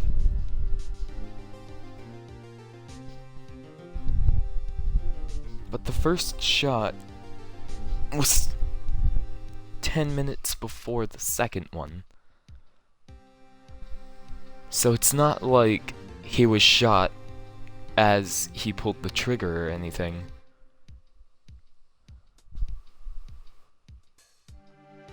I'm starting to think this was suicide. I saw the pistol lying on the floor in the boat boat in front of me. I picked it up without thinking.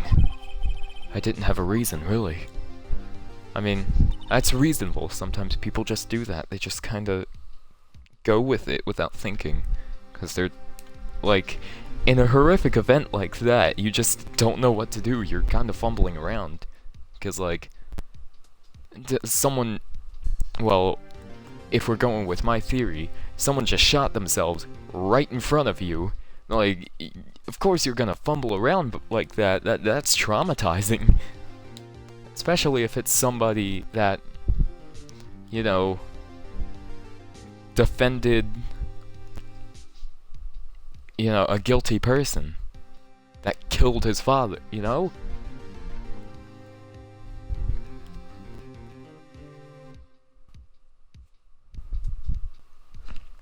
could have just been set up just so Edgeworth would have been sent to jail too.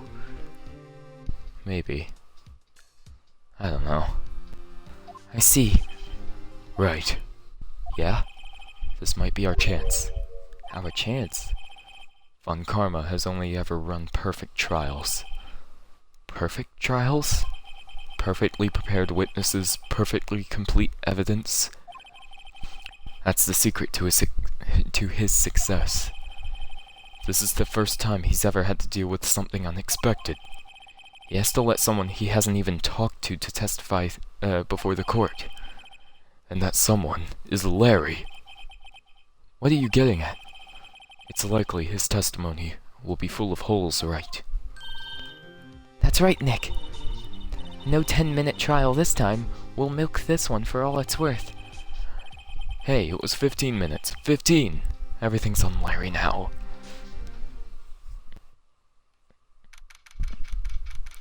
December 27th, 10:35 a.m. District Court, courtroom number 3.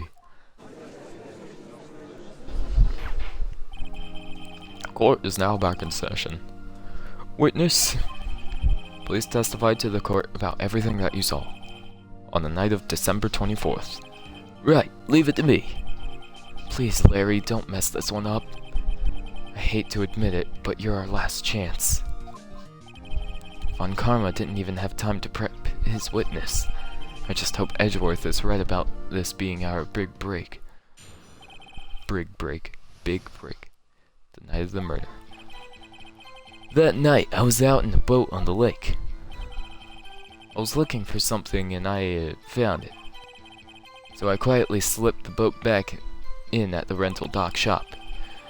Then, just as I was thinking about going home, I heard this bang. I looked out over the lake, but I didn't see a boat. So after I heard that single gunshot, I went home. That was an unusually vague testimony, even for this court. In any case, Mr. Wright, you may begin your cross-examination. Yes, Your Honor. What's wrong, Nick? It's Larry. I have no idea what he's going to say if I press him. I'm a little scared. Well, I've come this far. There's no way to go but forward, Nick.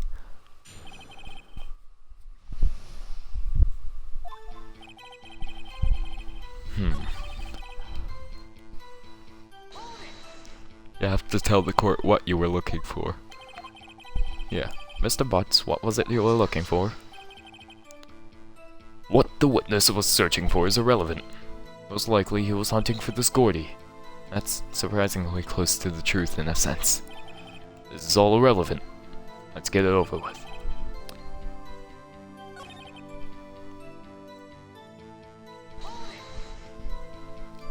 Where'd the sound come from? Yeah, well, I wasn't too sure about that. I looked around, you know. Did you look at the lake? Yeah, I looked.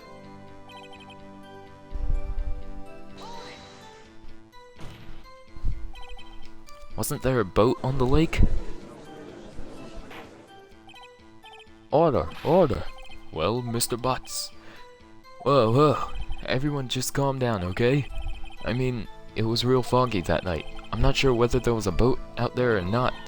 Oh, okay, no problem. That's just the most important part of this case. So after I heard that single gunshot, I went home.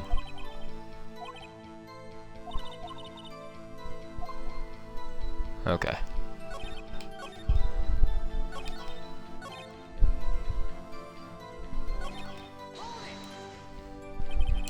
So I only heard one bang, correct? Yeah. Huh. Well, Nick?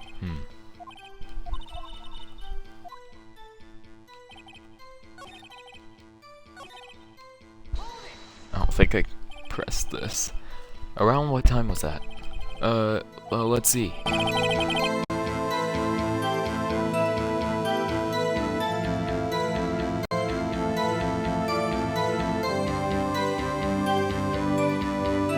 Where's my stack? There we go. Ah.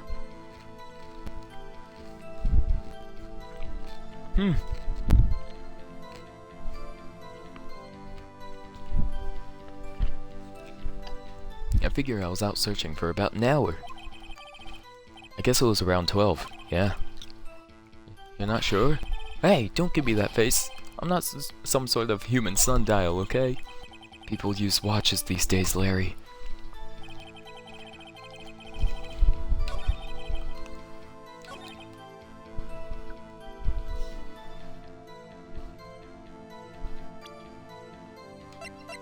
Wait a second. Wait, 12:15 a.m. Never mind.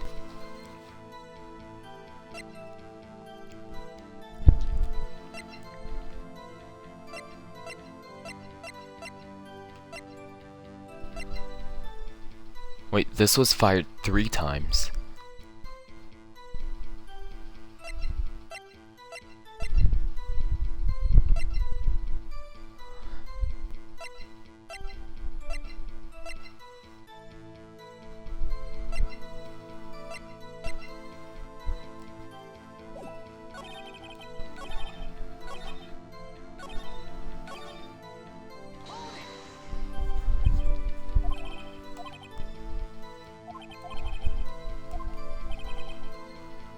Oh, it was after 11 when I went out in the boat.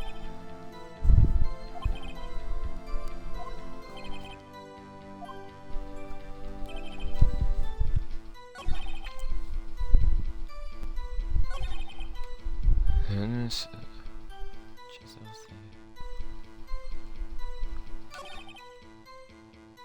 I looked out over the lake, but I didn't see a boat.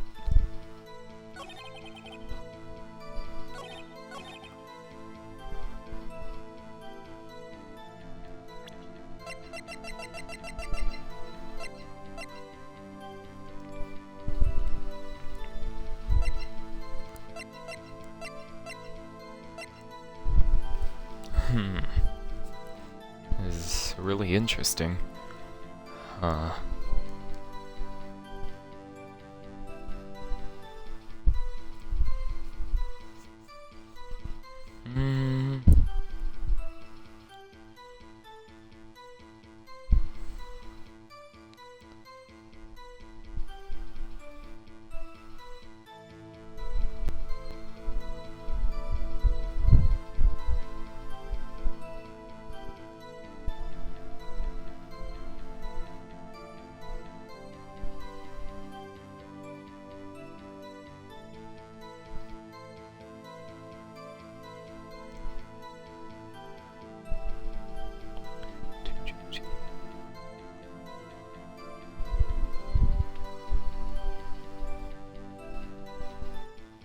There we go. Let's see. Okay. What would I use for any of these things? It has to be something about him hearing a single gunshot. Let's see. He heard a single gunshot. He went out at 11 and left at around 12.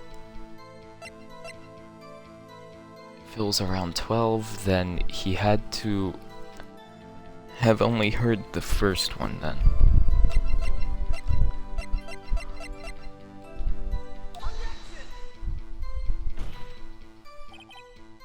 Okay, yep. Ah!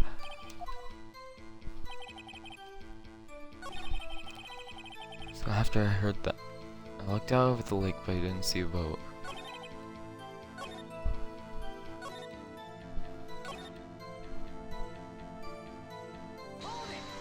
So... okay, so it was after 11 when he first went out.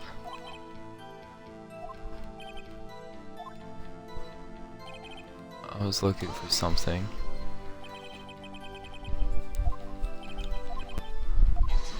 Alright, he's gonna object and say that it doesn't matter what he was looking for. Okay. So he quietly slipped back in at around 12.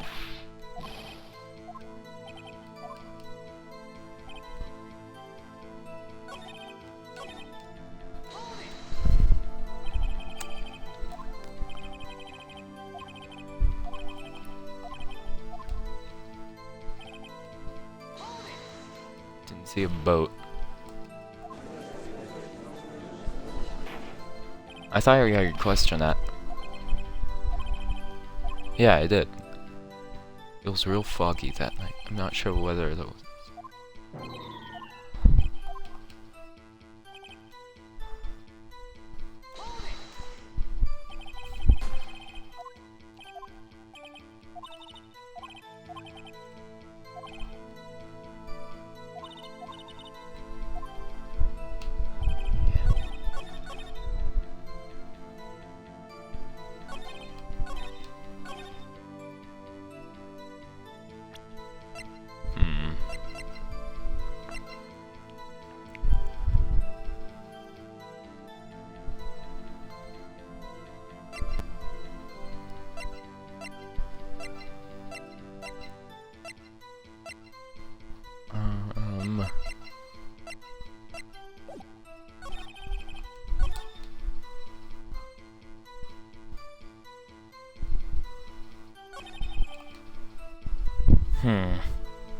This is tough.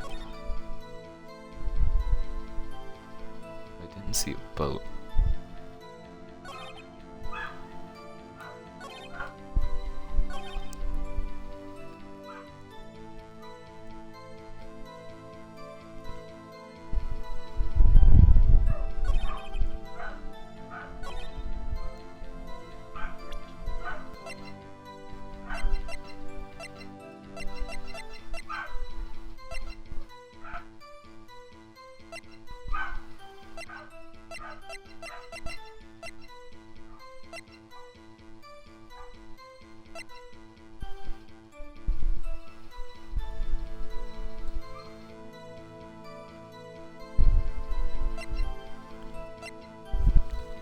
Shoot.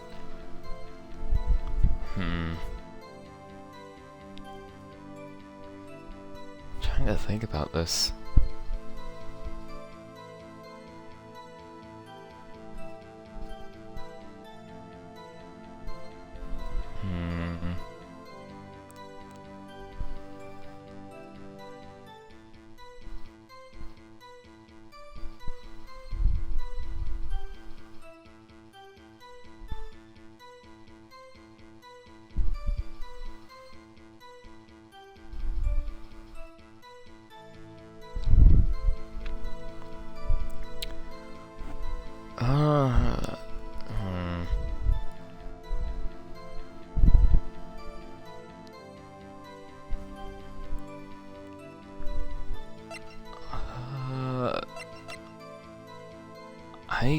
I really can't think of anything.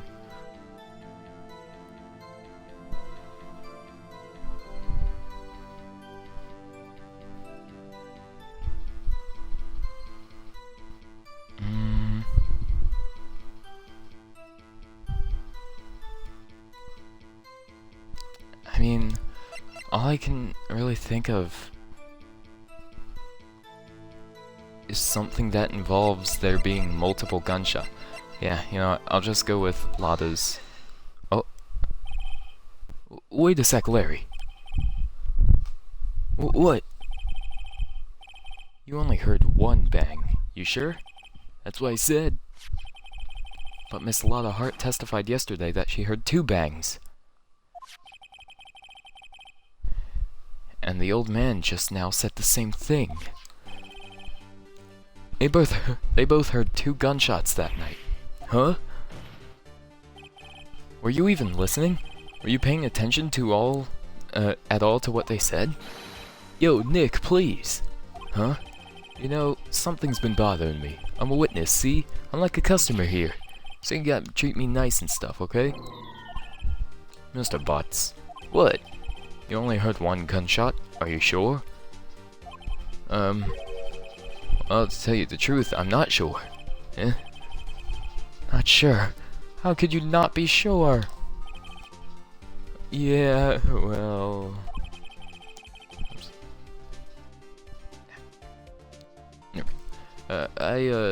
I might have missed the other gunshot. I was, listening to something else. Something else? My radio, dude. with my headphones. What? What? Order, and stop that booing. Mr. Butts, you were listening to the radio with your headphones? Yeah, so what? That a crime? I listen to my radio. Everyone listens to the radio. What's the big deal? Mr. Von Karma, your opinion? Waste of time. I do not accept this witness, nor his shoddy testimony. Well, Mr. Wright, should he continue the testimony? Continue. Your Honor, please allow the witness to continue his testimony. Bah! Nothing is more pitiful than a lawyer who doesn't know when he's lost. Very well, Mr. Butts. Please give your testimony, and be sure to include details like your radio. Right, leave it to me. I wouldn't if there were any other way out of this, believe me. What Larry heard. It's lonely being alone on Christmas Eve. That's why I was listening to an all requests show on the radio, see? I was listening to it real boomin' loud like. But I'm sure I heard that gunshot. I remember exactly what the DJ was saying when I heard it too. You were listening to your radio at a high volume? Yeah, what's the big problem? Can't a man listen to his radio in peace? Isn't this a free country? I truly believe Larry has no idea what the problem here is. Judge, can you believe a word this witness says? What he heard was probably nothing more than a drum beat from the radio. True enough, it is difficult to believe his testimony. Wait, Your Honor. The witness said he remembers exactly what the DJ said, when he heard the gunshot. Excuse me? DJ? An announcer. The guy who says things on the radio. Anyway. What this means is he heard the sound, no music was playing. The DJ only talks between songs, so he could have heard the gunshot from the lake. I'd like to cross-examine the witness, Your Honor. Very well, Mr. Wright. I can't believe I'm continuing this charade.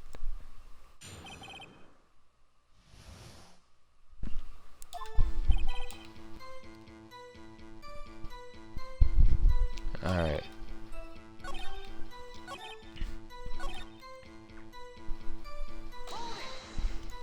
What was he saying?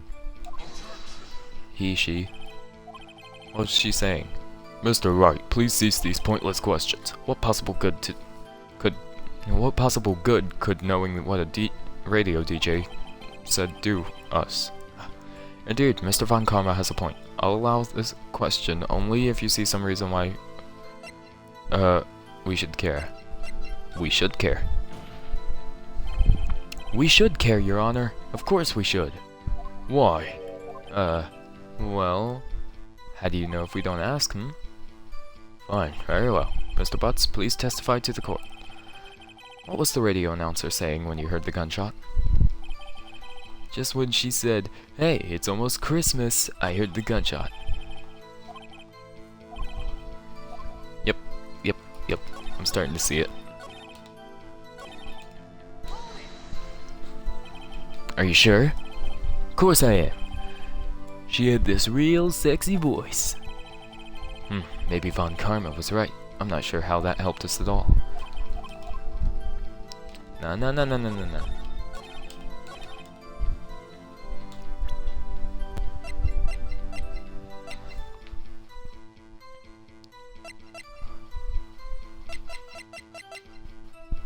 Almost Christmas.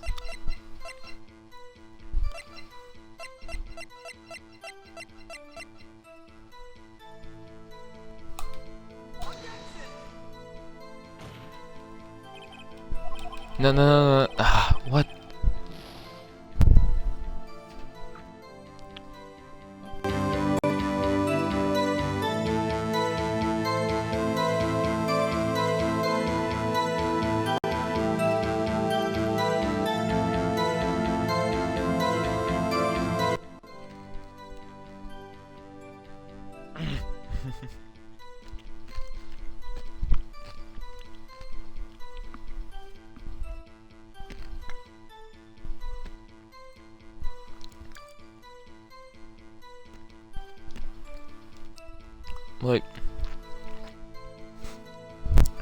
problem with this is I present things with my own thoughts intact.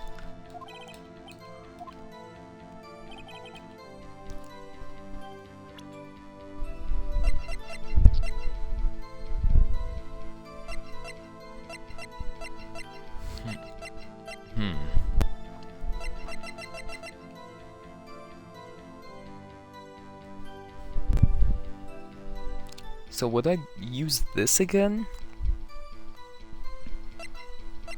Or... wait, maybe I...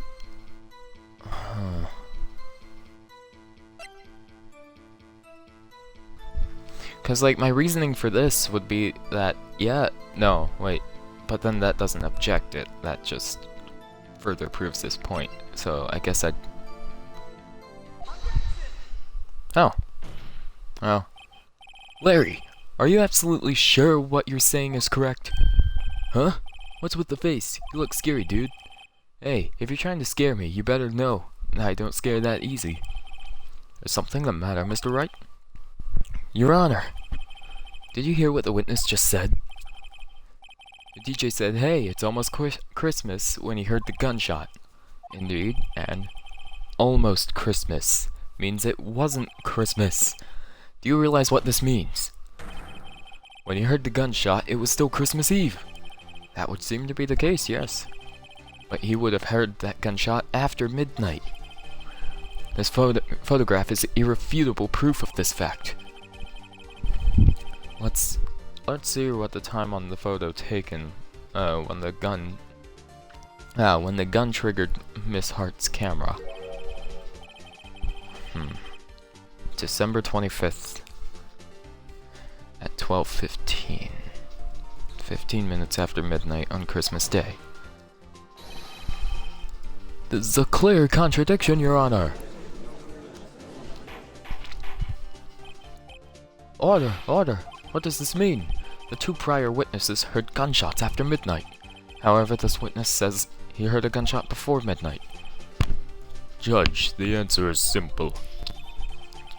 The current witness is plainly mistaken. Just look at him. Suspicious. What?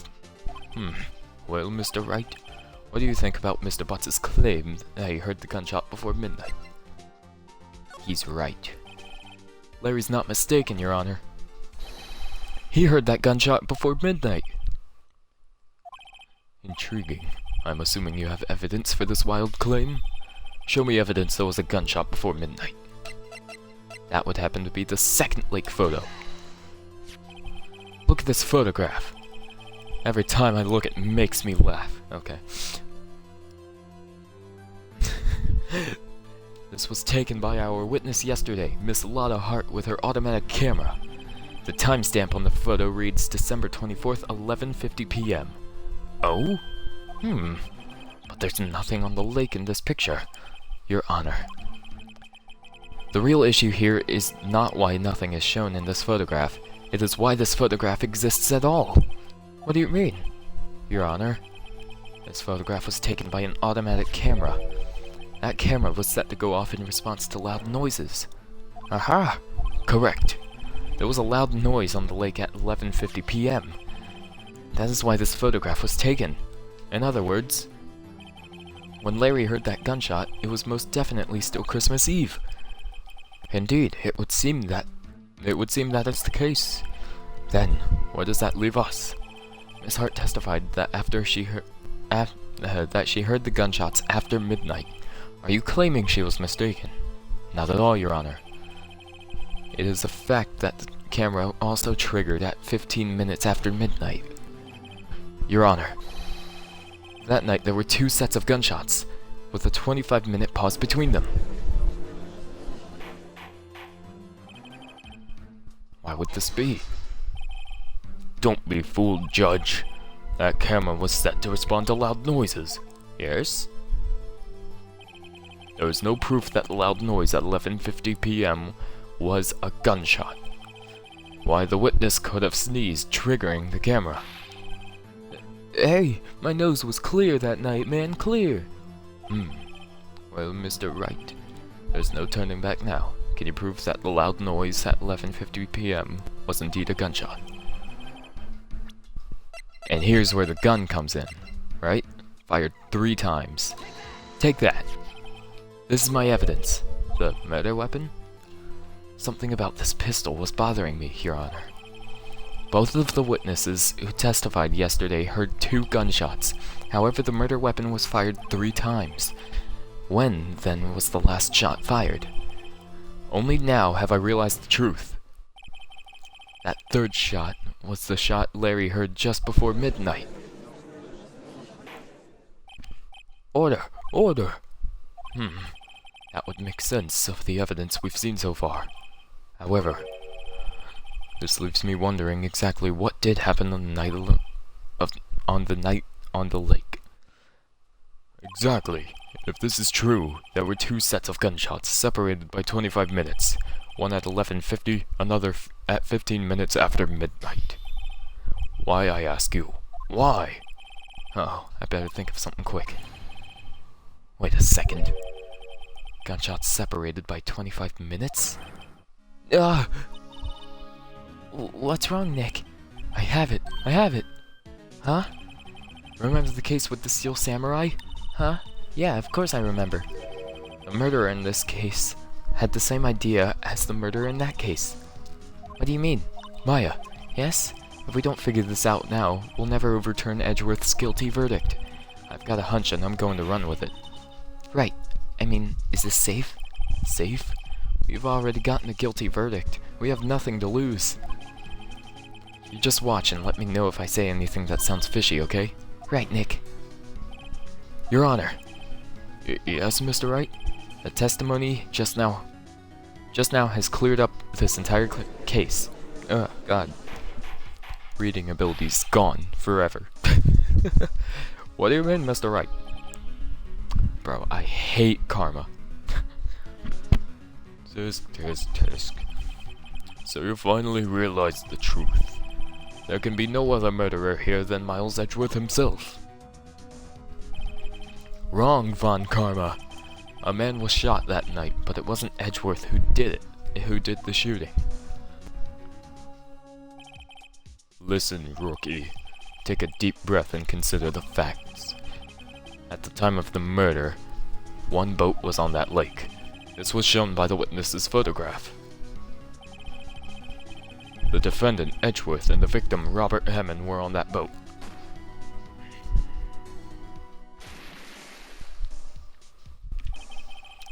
There was a gunshot fired on that boat and Robert Hammond fell into the lake. The distance of the shooting was 1 meter. It couldn't have been suicide. Well, the guilty party has to be the other man on that boat. I admit it is hard to imagine any other possibility. Yes, but this assumes that the victim was shot at 15 minutes after midnight. What do you mean by that, Mr. Wright? We have photographic evidence of the time of the shooting. The timestamp on the photo says 12:15. But Larry heard a gunshot 25 minutes before that. Robert Hammond was killed then, 25 minutes before the shot on the lake. That's the only way that Edgeworth could be innocent. Mr. Wright, are you quite mad? Explain who the 2 men on the boat are.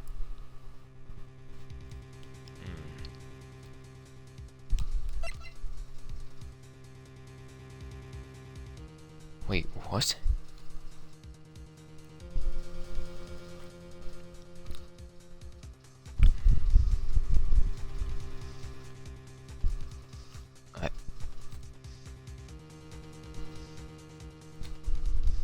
This...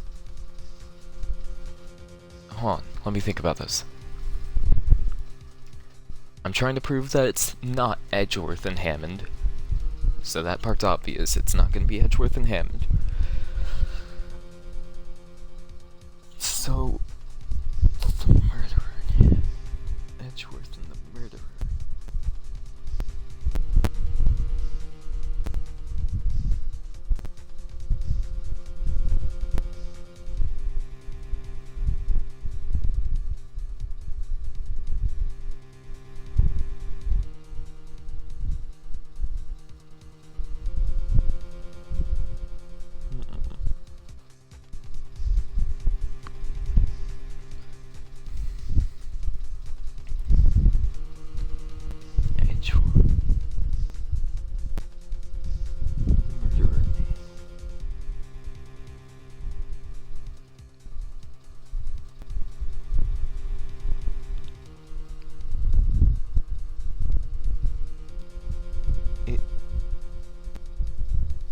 to be Edgeworth and the murderer,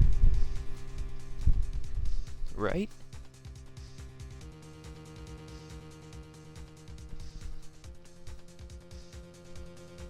Because that'd be the perfect way to frame Edgeworth, if they were together the whole time.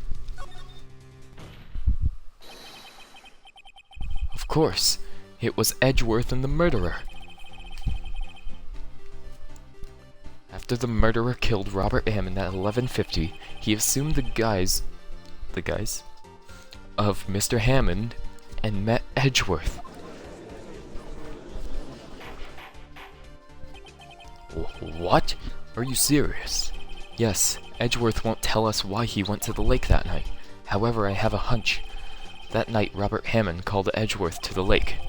Now, Edgeworth didn't know Robert Hammond's face that well. That's why he didn't suspect anything when the murderer took Robert Hammond's place. I'm not sure what to make of all this. Ludicrous! Mr. Wright, tell us the name of the murderer then. The murderer's name? Right, it's... I don't know.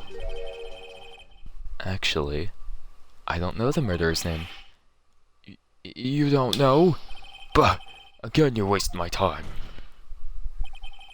I don't know because he never told us. The murderer is the caretaker of the boat shop. That old man. Oh. I was thinking of that. At 11:50, he was the one who killed Robert Hammond. The caretaker of the boat shop? Why did he do this? There weren't any boats on the lake then. Why would he have to go all the way out on the lake just to shoot someone? May I suggest that the real scene of this crime was not on a boat? What? Well then, where did the murder take place?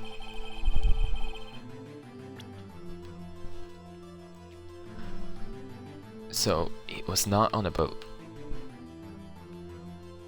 But, hold on, let me think about this.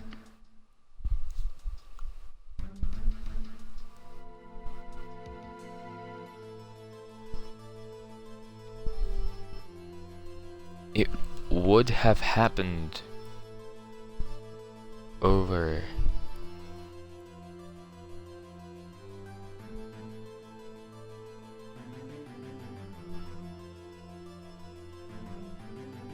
I think it happened right here, because if it happened right here, then that would mean, like it's close enough to Lottie's, stuff.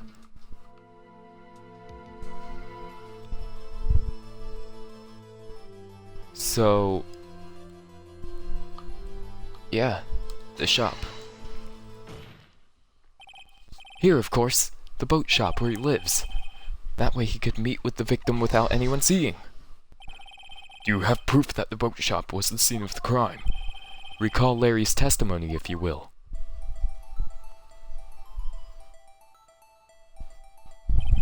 That night he was out on the lake in a boat searching for something. He finds it and returns the boat. Then just as he's starting to head home, he hears the gunshot. He heard a gunshot, Your Honor, even though he was wearing headphones at the time. In other words, yep.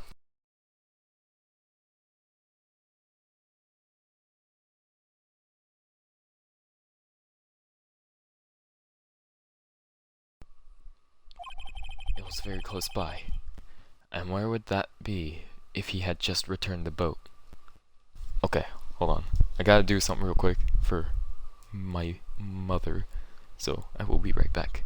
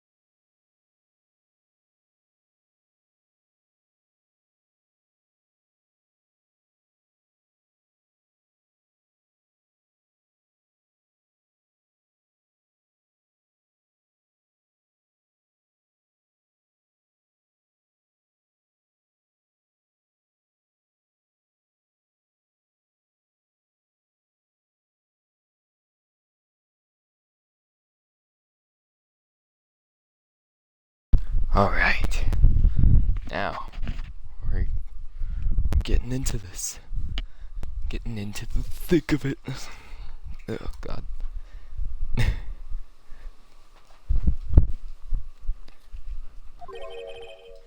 The boat shop. Mr. Wright, what happened that night on Gourd Lake? Please tell the court from the beginning. Yes, Your Honor. Nick, are you sure about this? Not really. I think if I start at the very beginning, and I take it slow, I might just be able to figure this out.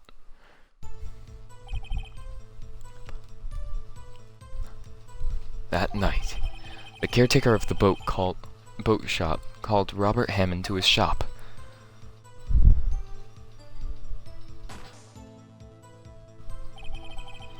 This was around 11:50. That was when the gunshot that Larry first heard was fired. After that, the caretaker put on Robert Hammond's coat. He became Robert Hammond. Then he got in the boat with Edgeworth and went out into the middle of the lake. Then, who fired the pistol on the boat, Mr. Wright? The boat shop caretaker. Of course, it was the murderer who shot the pistol. He shot twice. Both missed Edgeworth on purpose. Wait a minute. Yes? Why would he shoot twice if he didn't mean to hit anyone? Details. Know this, Mr. Wright. A moment you run out of explanations is the moment you lose. Tell us why the murderer had to fire twice. To create a witness. I believe he shot twice to create a witness, Your Honor. Create a witness? The murderer lifts his pistol and fires one shot. That ensures that anyone who heard the shot would look at the lake. Indeed, Miss Hart did exactly that after hearing the first gunshot. Next, the murderer waits a bit and he fires again. Then,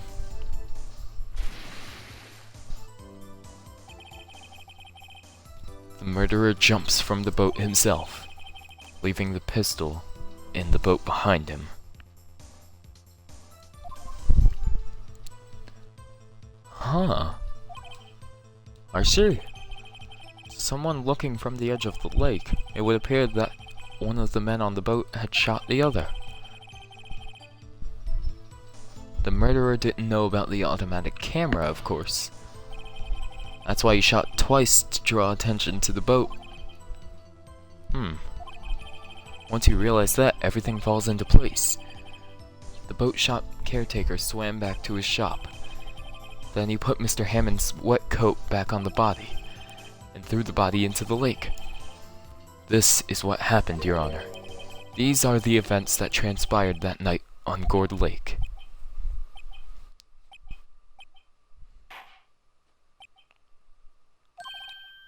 Bailiff, bring out the witness from before. The boat shop caretaker, quickly.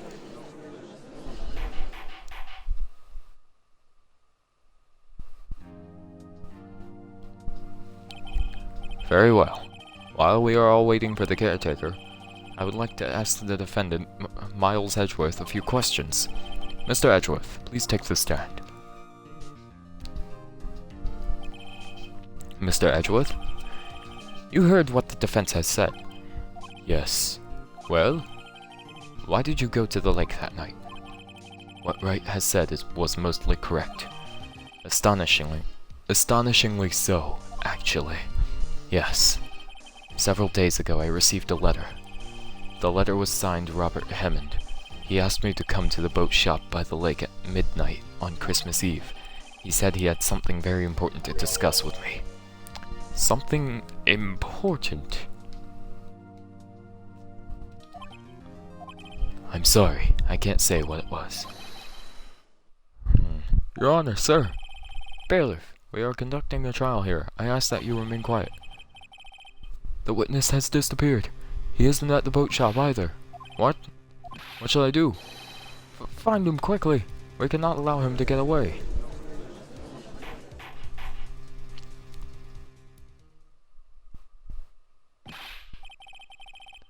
Mr. Von Karma, your witness has disappeared. A search warrant has already been issued. It goes without saying that I cannot declare a verdict under these circumstances. I will extend the trial until tomorrow, the final day allowed. I request that the police department utilize all its forces to find that witness. Am I understood? One more thing. Just who is that boat shop caretaker? I think his identity has become very important to this trial. I want him, and I want to know who he is. Very well. Court is adjourned.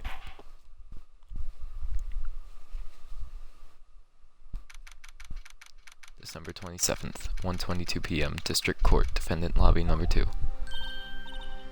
Yay, Nick, you did it! Yeah. Well, at least we got out from under that guilty verdict. And what about Larry? That was something else. Even Von Karma didn't know what to do with his testimony. Larry really helped us out. Sure, once I sifted through his unique testimony. Still, he did save us. I just wish our cases weren't so down to the wire all the time. I know what you mean. Sometimes I feel like it's us on trial instead of our clients. Hey, Edgeworth. Mr. Edgeworth? Did you say something? Don't look so pained. I mean, it looks like you're probably going to get off the hook. You could try to smile a little. Relax. I'm sorry, but I fear it's not over for me yet. What do you mean? Right. There's something that's been troubling me for a long time now. And I don't know whether or not to tell you. Edgeworth? No. There's so little time left. I want to tell you, to get it off my chest, but I can't make up my mind. What is this about, Edgeworth? It's a nightmare I've had. A memory of a crime that I committed. A crime you committed? A memory of a murder.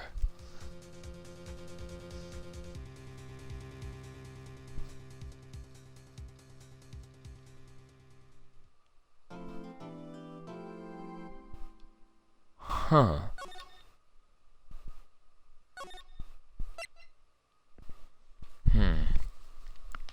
He murdered someone.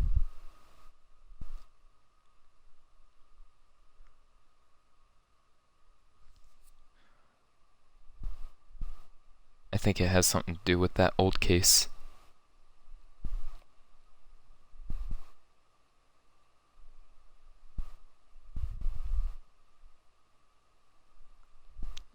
At least. Maybe... What was it called? DL-6? Yeah. It was like... Maybe they're gonna pull something like... You know... Like, they're gonna say something weird. Like... Okay, right now my guess is gonna be... He shot his dad. I'm guessing that Edgeworth wanted to defend his dad from, you know, the initial murderer. Close to murderer. Attempt murderer. And I guess he got a gun, maybe like from his dad or something, and fired and missed the guy. Because remember, it was getting hot in there, so they were all loopy and everything, so it would have been very easy for him to miss his shot and hit his dad. So I'm gonna guess he made an attempt to protect his dad, but ended up missing and killing his dad himself. That's my guess.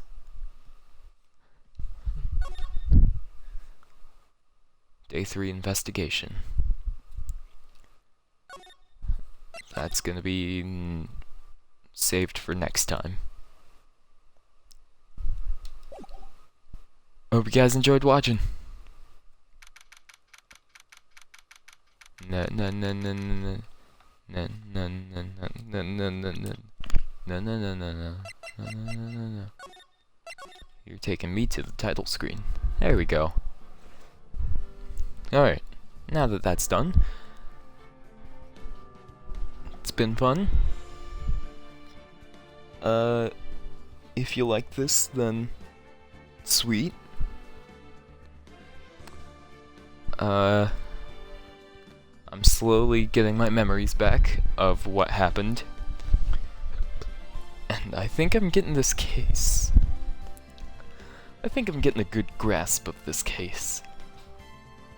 I'm starting to think that the old man was the guy who attempted to murder Edgeworth's dad. Yeah.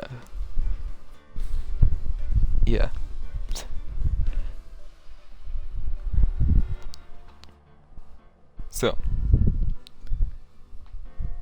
woohoo. See you on the next stream.